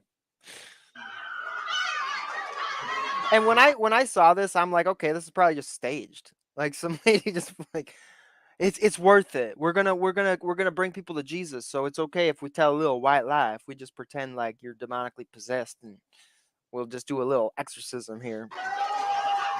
Or it's not. Well, staged. this is getting borderline Pentecostal like insanity, right? And if it's not staged, right, it could just be somebody in pre-list, right? Somebody. Well, that's what I was like just gonna say. I saw this in Pentecostal. I'd been to like the Vineyard, would have these things like barking in spirit and all kinds of weird stuff that would happen. And there were two things when I was like 18 when I first saw this. My buddy's like, dude, you got to come to my church. Isn't pretty laid back most of the time, but he's like, it gets crazy sometimes. And I went, and it was stuff like, when the snakes come this. out. That's when it gets crazy. And I thought it was, I'm like, this is demonic. Like, it doesn't feel good. I was 18 years old, and I was already on my mind on psychedelics and stuff like that. And I had the discernment. I mean, how bad things you got to be? Like some stupid 18-year-old kid on psychedelics is able to discern it's an evil spirit. It's pretty demonic, dude. You guys can't. But the other thing too, I started to watch these kinds of things, and I remember in raves too. Like I would watch, and there is a spirit of contagion of the crowd and stuff that I would just marvel at. I'm like, it wasn't sober. It was beastly. And I don't mean that like there was necessarily an entity or something like that, but individuals lost their rational faculties. It's a spirit. Hysteria, mass hysteria started, things like that, and things that were unexpected too. That like I saw it in raves, I saw it in riots. I've seen it. We talked earlier about the whole Woodstock thing and how it became a riot, and that's a perfect example of what you're talking about right there. Is it's like all of a sudden, you know, the concert, everybody's having fun, and then it is like a contagion, and it is a spirit, you know, that takes over. And especially at these festivals and raves and stuff like that, which I had a lot of experience as well. And when I was a teenager, I was super into psychedelics as well. And so I know exactly what you're talking about. And I've been in situations where you see it, and it's anything could set it off. That was the other thing that's what's scary about that. It's unpredictable. Like something, that's why I said unexpected. It'd be like, I didn't see that, expect that to happen or something. Which is a type of intoxication. And so in all of those scenarios, whether it's a rave, the concert, these revivals, it's a sort of Bacchic frenzy from these mystery cults and ecstatic. Right. Now, I was talking with another priest. Now, I called this evil, and maybe I went too far. I was being hyperbolic. There's certainly, compared to possibly like some of the crazy Pentecostal stuff that I was like, that definitely seems like there's an evil spirit in the. This, I might be being hyperbolic. It could just be mass hysteria. It could be prelist, like you said. It could be your local government agency messing around. Like, I don't know, but I don't need to call evil to say that it's ecstatic. And so one priest says, well, it's no more evil than a secular rock concert that's ecstatic. And I said, it's worse. And the reason why is what happens when you mix the sacred and the profane. What happens when you take, so a secular, like you said, Limp Bizkit, like that's not pretending to be a worship service to God or something like that. It's People know what they're clearly, getting. yeah, it's clearly. But when I bring in worldly secular stuff into sacred spaces, it's called desecration. Mm-hmm. Right. Now, if I bring ecstatic experiences into that, that's a real recipe for disaster, right? So not only is there a form of desecration, and that's really what's going on. You're taking the, so, and you'll see all these evangelicals that, well, David, jumped ecstatically for joy as he worshiped God and played his harp. Mm-hmm. Well, what you're confusing, he wasn't doing that liturgically. He didn't Right. go into the temple, right, in the midst of the Holy of Holies on the holiest day of the year and started acting like that. We all know that would have been wrong. Yeah. You can make musics, secular music, you can bake, you can do all these things to the glory of God and offer it to God. In fact, you should. I can bake. I'm good at baking. I make good Good. muffins. Yeah. Yeah, I'm the best. I don't know about that, man. I really don't know. Hey, somebody just Yeah, brought good. up this guy Red Letter Ministries Drunken Glory, and I looked it up on YouTube, and it's 3 minutes long. It looks like it might be interesting, so I'm gonna Let's go watch ahead it. and pull this up. And forgive me if I have no idea what we're about to see, but Jason's a homie, and he usually steers me in some pretty good direction. So let's see this. I'm gonna make a video real quick about getting drunk in the glory. Listen, you guys. So according to Oh, Ecumenism, I've seen right? this guy. I've seen this, Oh, you dude. This is have? crazy. I'm glad you found it. According to Ecumenism, this is totally fine. Like it's all. So we never defined Ecumenism in the beginning, so we should do that now. So it's basically this idea where there's a bunch of different paths that all lead to the same mountain, and I'm sure It's most of the people. perennialism. It's perennialism, right? It's all true. There's an underlying fundamental truth in all religions that is the same, which, as many intelligent people, far smarter than myself, including our guests today, have pointed out, they all contradict. So that's on its face false. It's just not true. Or, for example, I dealt with this it was my criticism of Richard Schwinburne, who appreciated my paper. He thought obviously it was wrong because he believes he's right. Right. But his natural theology, I was critiquing natural theology, and it's no surprise that guess what? Western, right, Protestant Christians and Roman Catholics all embrace natural theology, but natural theology believes there's an essential core to all three monotheistic religions, and everything else is just kind of decorations. Yes, we're all on that. Abrahamic faiths. We're Abrahamic. all the Abrahamic faiths. Well, then Protestants think this about, and Roman Catholics to some degree. We're all the same faith. Roman Catholics would put it in terms of concentric circles. You get closer and closer, but they all have the fundamental mistake. There's an essential core. All the other stuff's just decorations. Now, Protestants, it's just they're all equal. Nobody can say that anyone's more correct than the other. But we don't include these people because they don't match our arbitrary essential core that we established. So Mormons and Jehovah's Witnesses and non-Trinitarians, they're out. But all the rest of you are good, right? Because all the other stuff is just decorations on the essential core.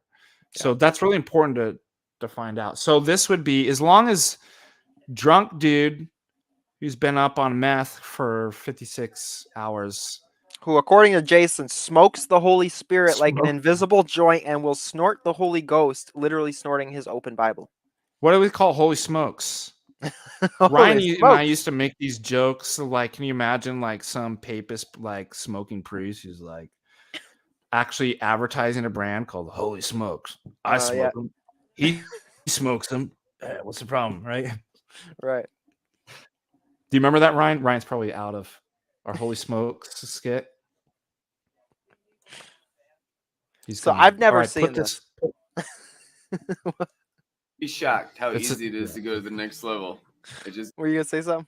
Oh yeah, dude, next level. This guy's great, dude. I'm so glad you found this. getting out of your brain and energizing your spirit by faith. I'll just take some shots here. Say this is Father God level pleasure of the Garden of Eden of eternal ecstasy. Dude, I feel like anybody like who was like a teenager who was like smoking pot and stuff, we all had that one friend who was like this total like wannabe gangster thug guy, but who was Christian. You know what I'm saying? Yeah. And you'd try to go to his house to buy like a bag of weed, and he would sit there and like talk to you about his just prelist, his just insane ideas about what God is. This guy's pretending to be sober. He obviously isn't, dude. This guy looks Right. like he's doing a couple dabs. Right. Off his little rig back there, which he's got hiding behind the picture. Dude, we all see what you're up to, dude. Right. Like it's just legitimate drugs and not the Holy Yeah. Spirit. I mean, Yeah. tell me, put this on. I want to see this. This shot and of this drink. The music in the background. Father's perfect pleasure. Another.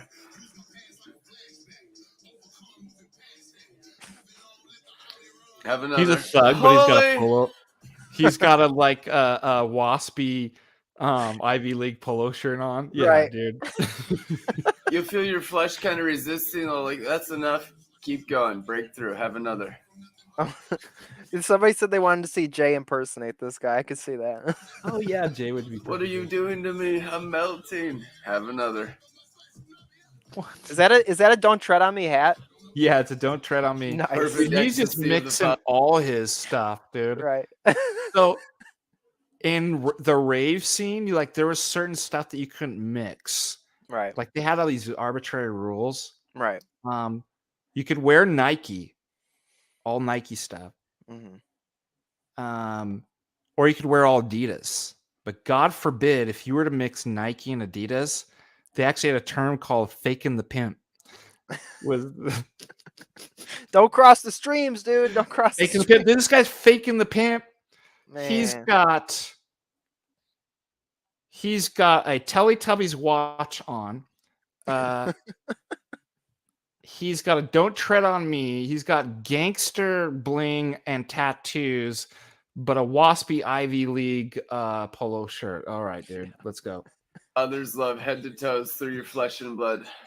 Drink it.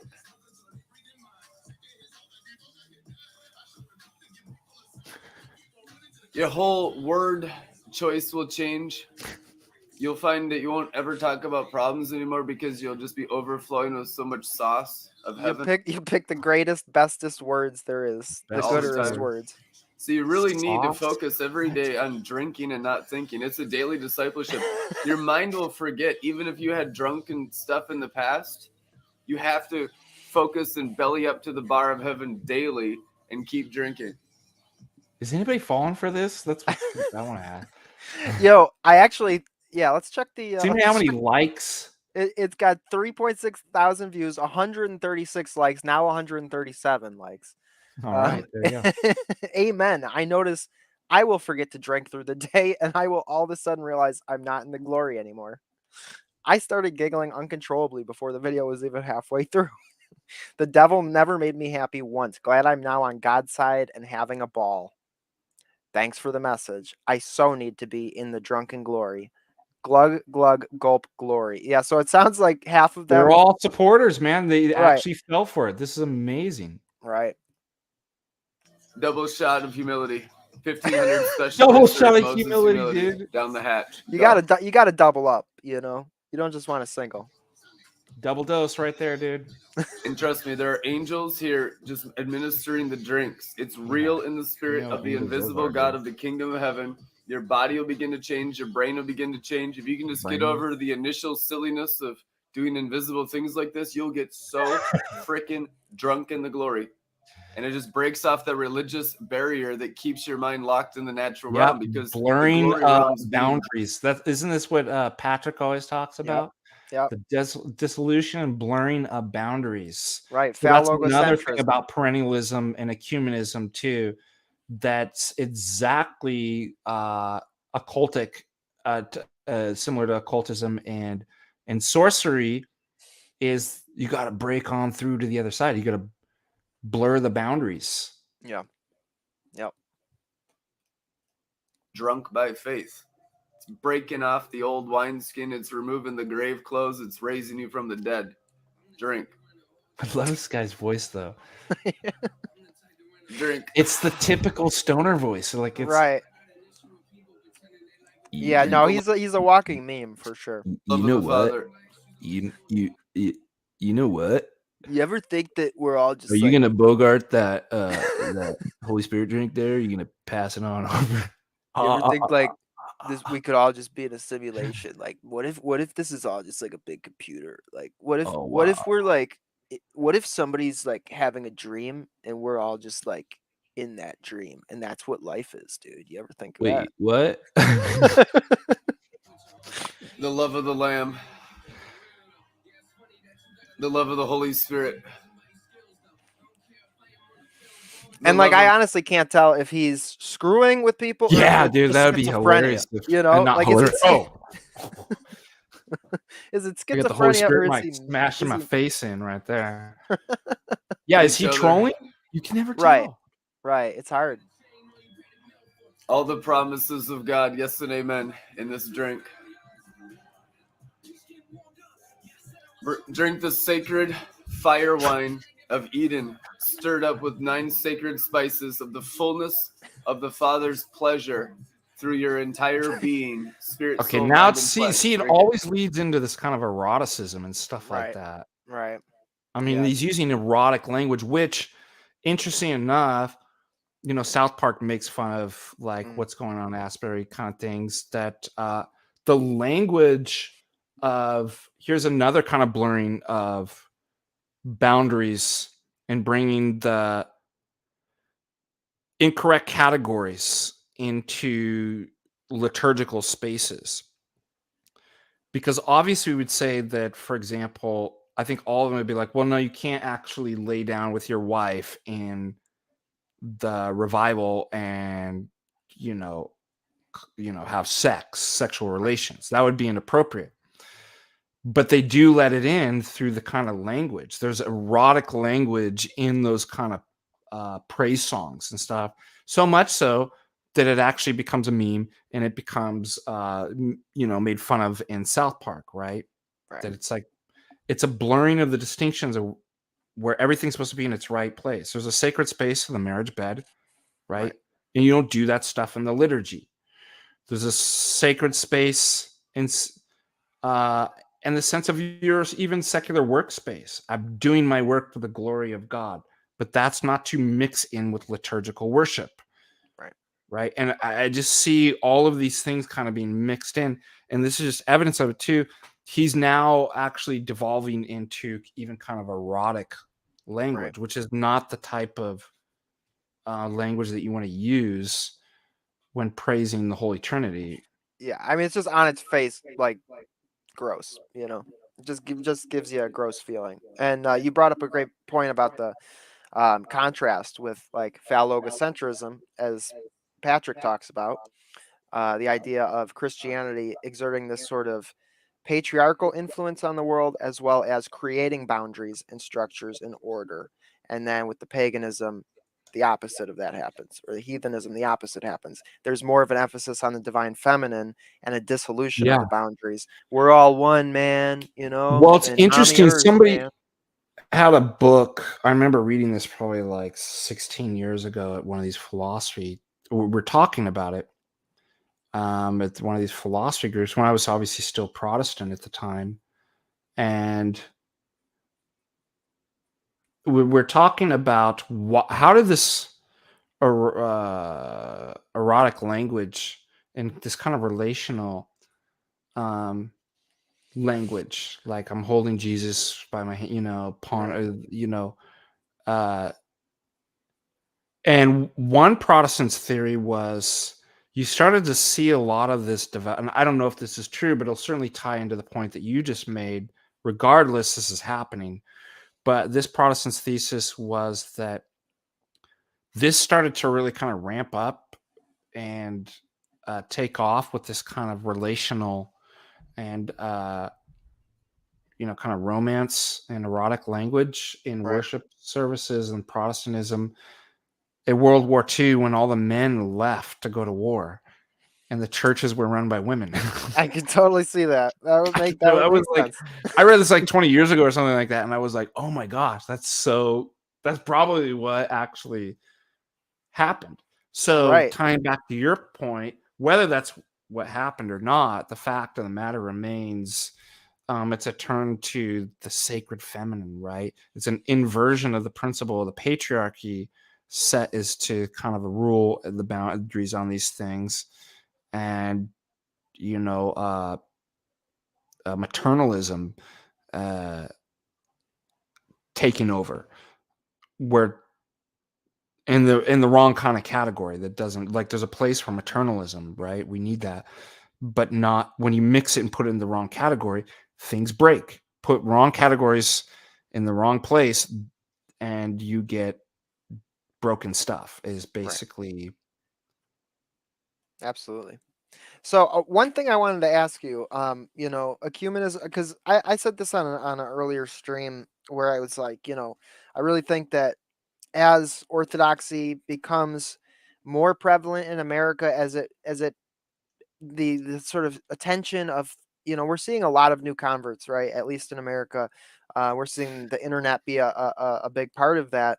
As that, as we get more converts, as we see, an uptick in Orthodox converts, we'll see an uptick in the sort of eye on the church and the attacks increasing, right? And I think that, looking into the future and looking at the sort of some of the issues we see with like Bartholomew and some of these other people, ecumenism is definitely an attack that we're seeing happen to the church. What are some of the big ones that you would say to be wary of, that Orthodox should be wary of, right? Because what I was trying to say is, I said in an earlier stream that Orthodox should steel themselves in their faith, strengthen their faith, and understand that, we're not like just sitting in a bubble safe from these attacks. Like we got the target on our back, Like, so what are some of the attacks, not just ecumenism, but sort of other deceptions that you see that may be used to attempt to subvert the church and faithful Christians?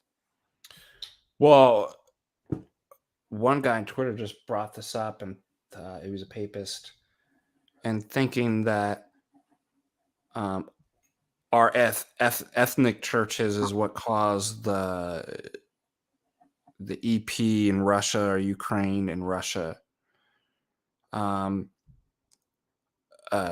war and schism and stuff like that. Right. But all of us know it's like, that's not Orthodoxy. Orthodoxy is a uniting principle. It's one church. That's what happens when state departments and UN, US, NATO alliances, Anglo alliances, foundation go funding in and subvert churches, which they do. Like, it's well documented. Shout out to Jay Dyer, who does great videos on that topic specifically, foundation funding and Freemasonic influence and all that. There was no problems between Ukraine and Ukrainian and Russian Orthodoxy prior to those groups getting involved. So what's one of the major attacks and things that we got to look at as well? Geopolitical influences and these kinds of foundations and government and politics infiltrating the church and dividing us, because that's exactly what they're trying to do for their own political or financial ends. That's nothing new, but it's certainly something that's, I'd say, one of the biggest dangers and things to worry about. It's going to ramp up. I'd also say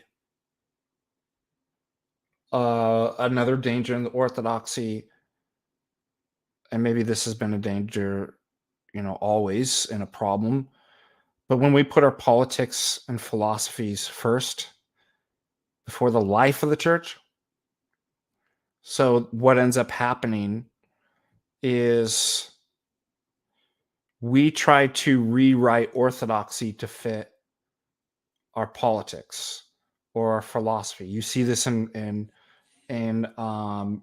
I would say the problems both in Protestantism. You see William Lane Craig Yep. embrace Apollinarianism, Nestorianism. He had some crazy video where he thought the Christophanies couldn't actually be incarnated like the real Theanthropos. Mm-hmm. So they're holograms, I guess. Yeah. Because why? He puts his philosophy first. Rome does the same thing. We're going to put our Aristotelian and Thomistics philosophy first, the Greek philosophy first, and then the theology's got to fit in. People can do it with their politics. And the end is always the same. If one doesn't repent and change, you become a heretic. Right. You end up saying heretical stuff and you're out of the body of. That's a danger. I'm noticing that a lot. Let the church transform you. I was wrong. I came in, I did the same stuff. Oh, I'm a theistic evolutionist. And all these people on Mount Athos, they're just a bunch of dummies, right? It's because they didn't take enough science courses like me. Yeah. Right. And I'm going to be the one that corrects everybody in the orthodoxy, right? And really, this is the real spirit of orthodoxy. And I'm going to quote mine and find and build my case through fathers that evolution's true, right? Total Protestant mentality, right? Quote mine my way. I'm right first, and I'll just read through and find the stuff that I like and throw out the bad stuff until I make my case. Yeah. And forgive me, Lord and brothers, for doing that. And I've had to shed a lot. I'm sure I still have baggage that it's not the religion that needs to change. It's me. Right. Why am I here? If I've got everything figured out, first of all, why isn't my life going well? If I've got everything, and I don't come to orthodoxy for just another true philosophy. I come from salvation, yes, from falsehood, but salvation from sickness of mind, sickness of heart, sickness of body, sickness unto death. I can't fix that stuff. And I'm just like a person going into a rehab program. My life has become unmanageable. That's why I ultimately came into orthodoxy. Right. I screwed it all up, God. I thought it was right. I thought all these systems that I made were the right, and I'd fix things. And I'm the one that deserves, that needs to be fixing. And you know what? We pray this in the prayer of St. Ephrem for Lent.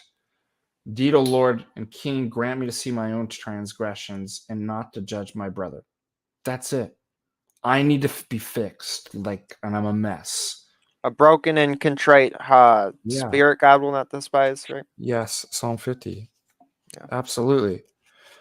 So that's a danger. It's a danger I identify in my own life, and it's a danger that's going to be a temptation to a lot of other people.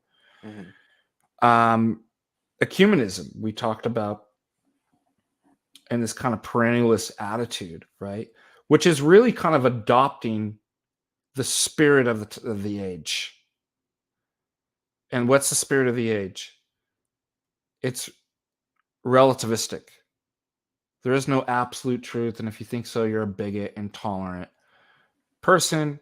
And by the way, I do celebrate Pride Month every month. I'm a proud bigot. Yep.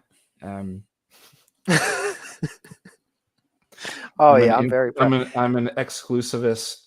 Same. They pay me to be homophobic. It's amazing.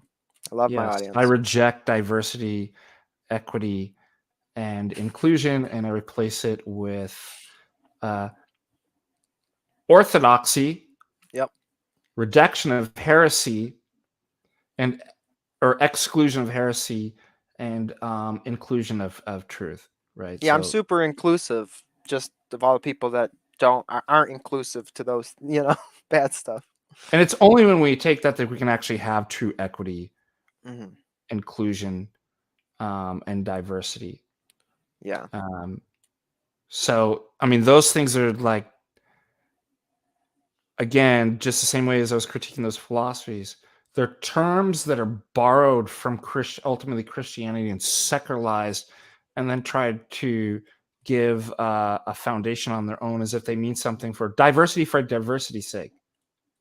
Inclusion, what does that even mean? What doesn't mean anything, right? It's whatever I say it means, right?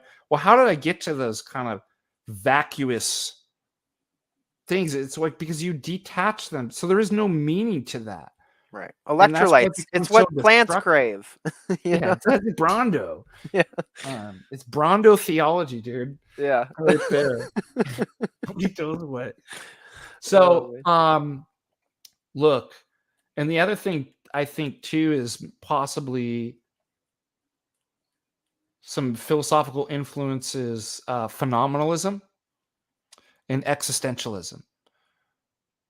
And so, look, there was a certain correct aspect, let's just say worthy aspect of existentialism pushing back and being a critique of kind of German idealism and rationalism. Okay, this kind of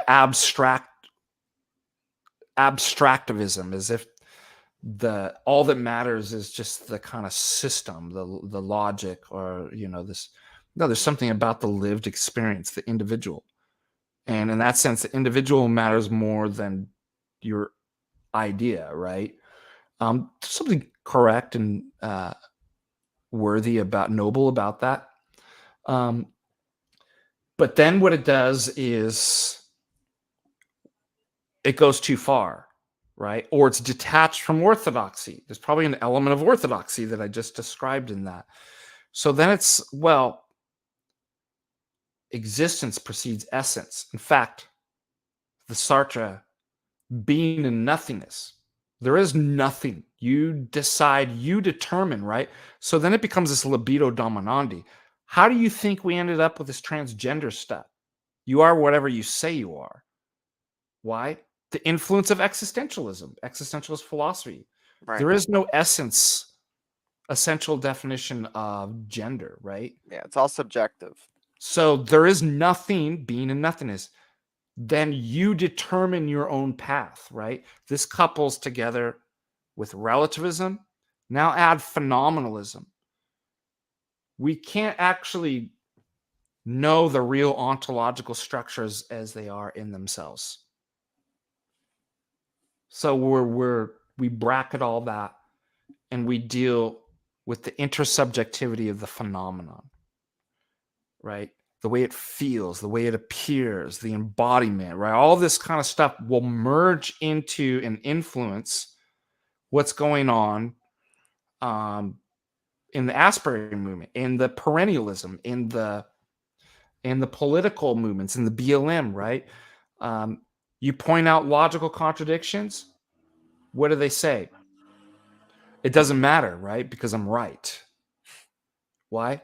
Because I determine my own, because there is no absolute truth. And it's existentialism and phenomenon. If I feel it, and if it's existential, I can define it. If libido dominandi, a will to power, I make it true, right? It's total like postmodernist situation that we have here. And then what do? I weaponize all these words against the opposite. Like, if you're against my project, then you're a bigot, you're mean, you're not humble, you're not a team player, dude. You're not on the program. You're not a company player. Man, are you there? Right. So anyways, I think that's a danger. Yeah. And that's coming in through ecumenism, or just not even through ecumenism. How many times have we, when we do apologetics, do we see the same type of attitude? All the time. I mean, it's like, honestly, like if Jay does a debate, I've already heard it. You know what I mean? If he does a Twitter Spaces, like all the arguments that they bring, it's like I've heard these a million times before. It's always like the same recurring arguments, the same points. You know what I mean? It's Yeah, and if you have these arguments, then you're just labeled a rigorist. right. Oh, you're Right? just You're a doing rigid philosophy rigorist. games, word games, all the same stuff. Yeah, it's like we talked about in the beginning of the show. You know. Now there is a problem with. So I don't like that this is being used. Ortho bros, rigorist. Do you know who came up with that term? Who? I did. Oh, really? 5 years ago, I have a video of, unless somebody can find a video of, Right. and it was hijacked, and they gave it a new meaning. It's when I lived in California and I was doing a lot of stuff with the youth, right? We went to Vespers together. We would go out to eat afterwards. We went to the Young Adult League, the YAL, and I was taking a group of the youngsters up to St. Barbara's Monastery. And I was recording, like, hey, we're leaving Garden Grove, going up to, and I said, just me and the Ortho bros, because I just thought, well, what are they? They're brothers and they're Orthodox. And I just thought it was a cool. Right. So you can thank me or blame me, however you want for that word, but it's taken on a new meaning, right? Right. So then it's typically used by kind of left liberal Orthodox that. Yeah. And there's definitely a the- sort of negativity associated with this sort of internet, what people call internet orthodoxy now. Yeah. And I always say there is no internet orthodoxy. There's Orthodox people, there's people in the church On the and that use the internet. And then there's also LARPers on the internet, or people who are Orthodox in opinion, who aren't actually in the church, who then Yeah. present themselves as Orthodox. And so there's all sorts of problems with that. And I always say real recognizes real. Use your discernment, and don't be a doofus or whatever. We've so they'll weaponize these words like right. They want to put you in a category. Mm-hmm. You label me, you negate me. No, I'm not an existentialist. I wouldn't say that. So, but it's derogatory, right? Mm-hmm. And so therefore I prefer not to use words like rigorist or orthobros or something like that. Mm-hmm. But I do recognize on the other end there is a problem with kind of orthospurgism, and what I've defined that is a lot of zeal. You're young, and you're reacting to real problems in the world and ideologies. And you find the truth, but you find orthodoxy. But now I say Spurg not because these people actually have a disability, Asperger's. Mm-hmm. They're not disabled people, but they're acting as if somebody who had a disability we know as Asperger's. Okay, so I'm not making fun of it. It's not mean to use that word. Right. Because that's like saying, if I said somebody's argument's dumb and you're like, well, you shouldn't say that because there's people who can't, some people can't talk, Yeah, you should. It's like, no, you don't get that power of words. Yeah.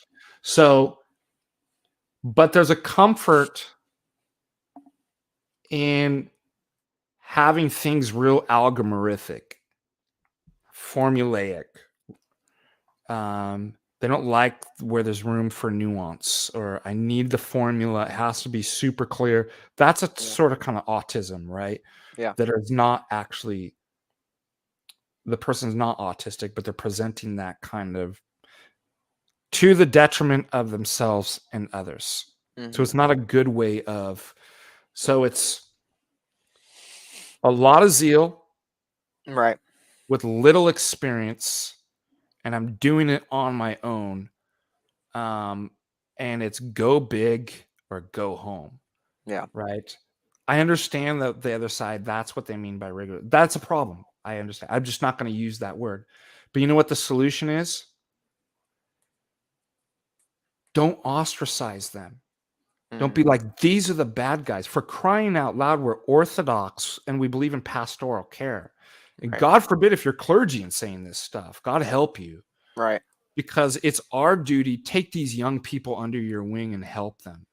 I Yeah. thought that's what the church was. We're all sick and messed up. And you're saying, not these ones. These ones aren't allowed. They're beyond hope. That is not orthodox. And God forgive it will judge us and how we respond to that. Amen. Yeah, my priest actually said something to that effect a couple weeks ago, where he says, the church is the ark of salvation. It's full of animals and it stinks. You know what I mean? Like, thank God they're in the church, right? Thank God these people who are so, sick or are struggling with, thank God they're in the church. This is the hospital. This is where they come to get fixed, I So, was told by one priest that, like, and I know this is like people like Sarah Carty Schwartz will be like, Lord have mercy. white supremacism and racism is Yeah. running rampant. That's not true. That's not to say that there aren't actually people out there, Right. okay, that they're non-existent. course. Like, and so a priest was telling me, we're like, this case was actually legitimate. There was actually a white supremacist, racist, and the people of the parish were really uncomfortable with this, and was like, we need to get rid of that person. And the priest was like, no, this is exactly how do you think he's going to get better? Like, this is exactly the place this person needs to be.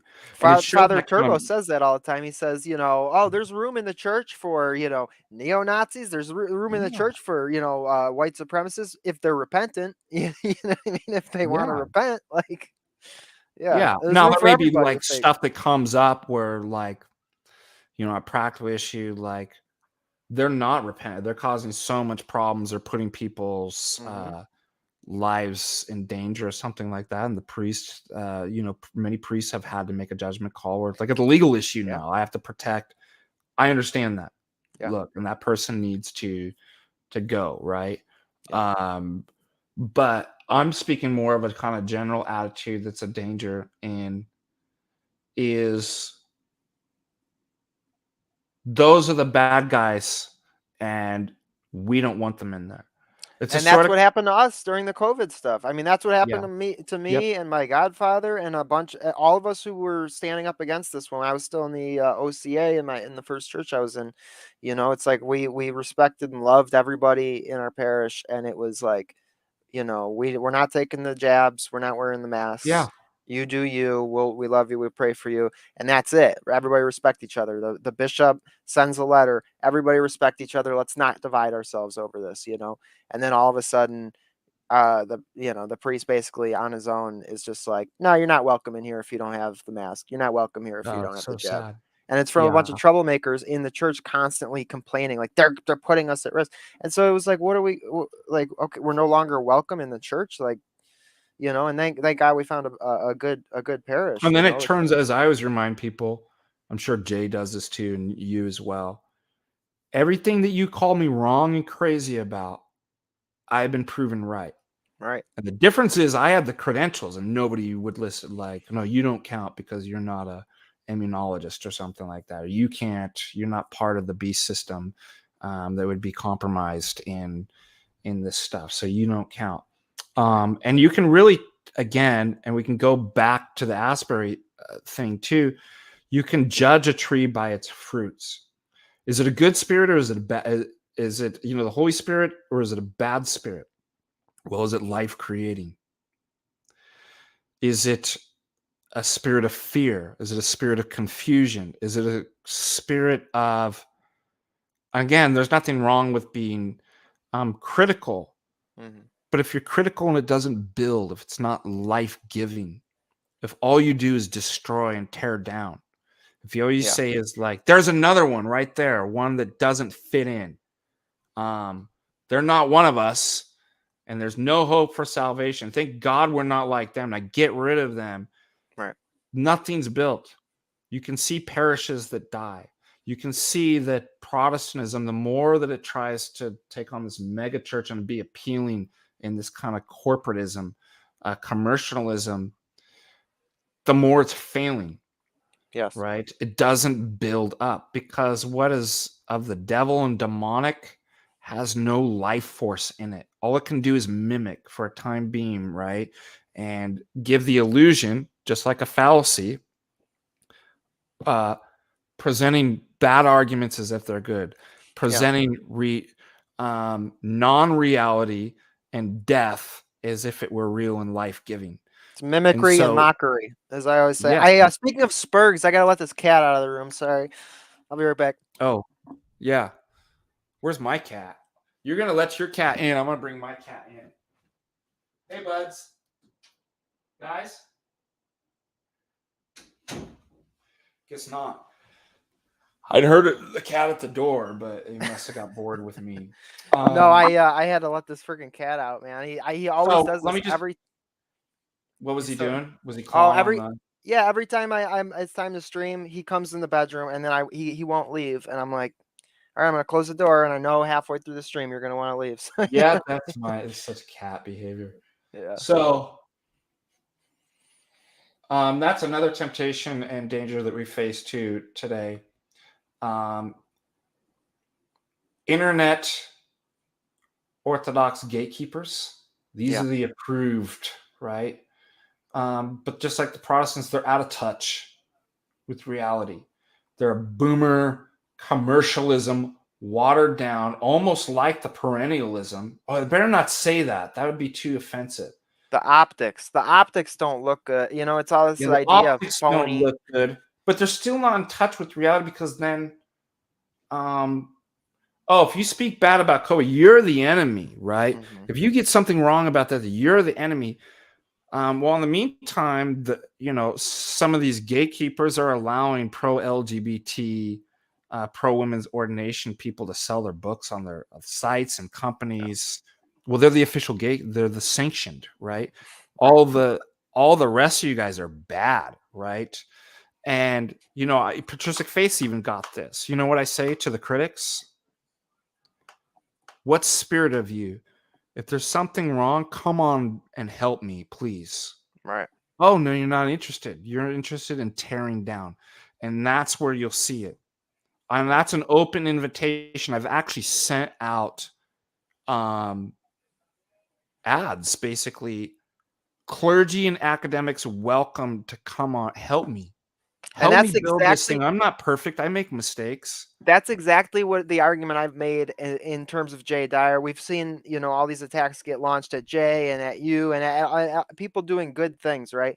And I always say, like, even if you don't like his personality, if you're Orthodox, you should be happy that he's doing this because he is bringing converts into the church. He is a successful YouTuber, and I know in my own personal life, not just online, but in real life, I meet a lot of people who are in the church because of Jay's work, or because look at it's like if you're Orthodox, you should like that. They're falling down, right? They're becoming but they want to tear irrelevant. it down. They want to tear it down. Like Jay et al. We're bringing huge. Jay especially bringing the largest number. It's life giving. Okay, am I perfect? Is Jay perfect? No, I make sense. Right. Well, what is it that a priest in the Orthodox Church wants to see? Are you repentive? Are you willing to receive instruction and guidance? Do you come and ask for forgiveness and want to get better when you mess up? And that's what we should encourage. Jay has it. And guess what? For all the naysayers out there, we have a clergy advisory board. Right. So if you don't like somebody, but they're doing good work. Well, I don't like this stuff.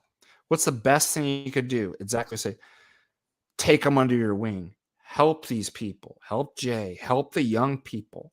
Right? Which is exactly what we did with patristic faith. We have assembled a large clergy advisory board so that somebody isn't out there on their own just doing stuff. And all we want to see, and everybody else in the Orthodox world should, it's not whether they make mistakes and fall and sin and stuff. Are they willing to get better? Is there a willingness? Is there a repentant heart? Right. If so, help out.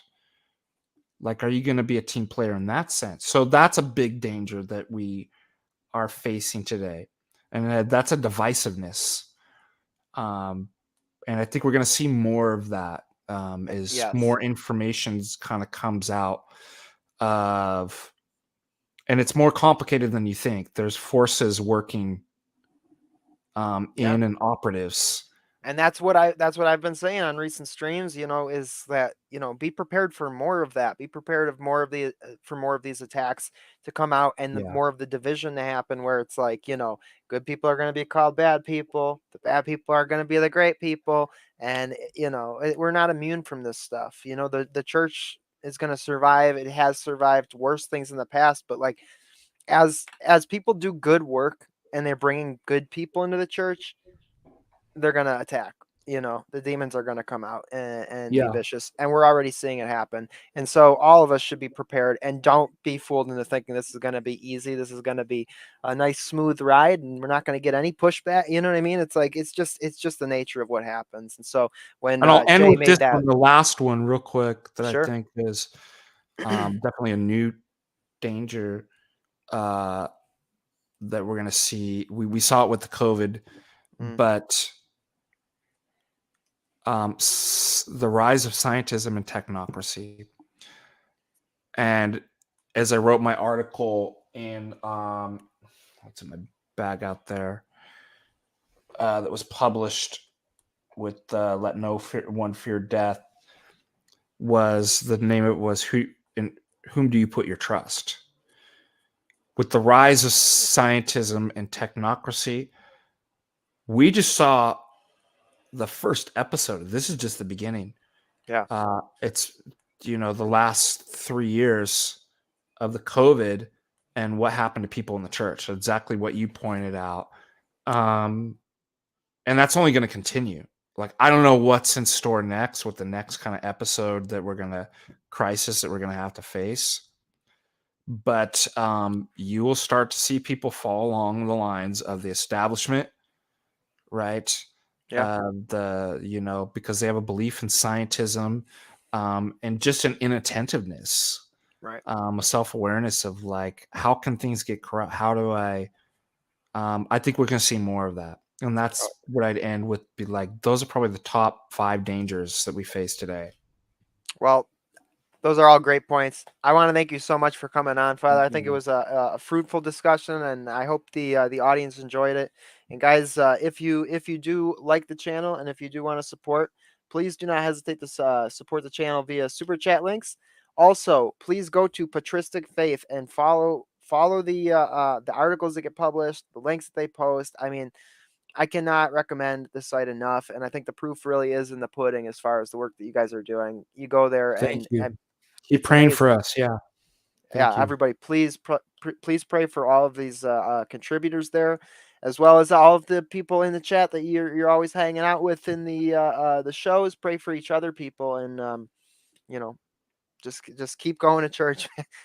It doesn't matter, it's like, it's not that it doesn't matter, but we're all sinful. We all mess up. Just go to church, pray, fast, just do it. Just keep going. Don't give up. And God willing, and with God's help, we will get better each day. Thank you so much, Father Deacon, for coming on. And obviously, you're welcome anytime. It's always a pleasure to have you. And that's all I got. If there's anything else you want to say before we wrap up, you can go for it. Blessed Lent. Don't forget to get your tickets to Montanica. I'm hoping, Jerry, you can make it out for that as well. At this point, the only way it's happening is if it's audience funded. So I'm gonna have to probably make it next year. But because this year, that's I'm really a great idea, man. You should do a little fundraiser for. I would love to. I would love to go, but it's just like, I would literally need a miracle to happen. So it's like I'm planning on next year for sure going. So this year it's like it's gonna get better each year. Yep. We've got some couple new contributors. Surprise, they're going to be coming on to Patristic Faith that I think you'll be happy about. Nice. And yeah, let's have a good Lent. Let's have a good struggle through this, and just remember, brothers and sisters, there's no failing the fast in Lent. There's only getting better. We're not a legalistic system. We're a medical model, and so and we're all here to do it together. That's the great thing. We don't do it alone. The priest and your community, we're all here as Orthodox brothers and sisters and clergy to cheer you on and to do it together. And so just keep that spirit in mind as we go through the fast and prayers as well. And that's all I have to say for tonight. Thank you so much for having me on. What a blessing. And God bless all of you and a blessed evening. And see you soon. All right. Everybody have a great night. Peace.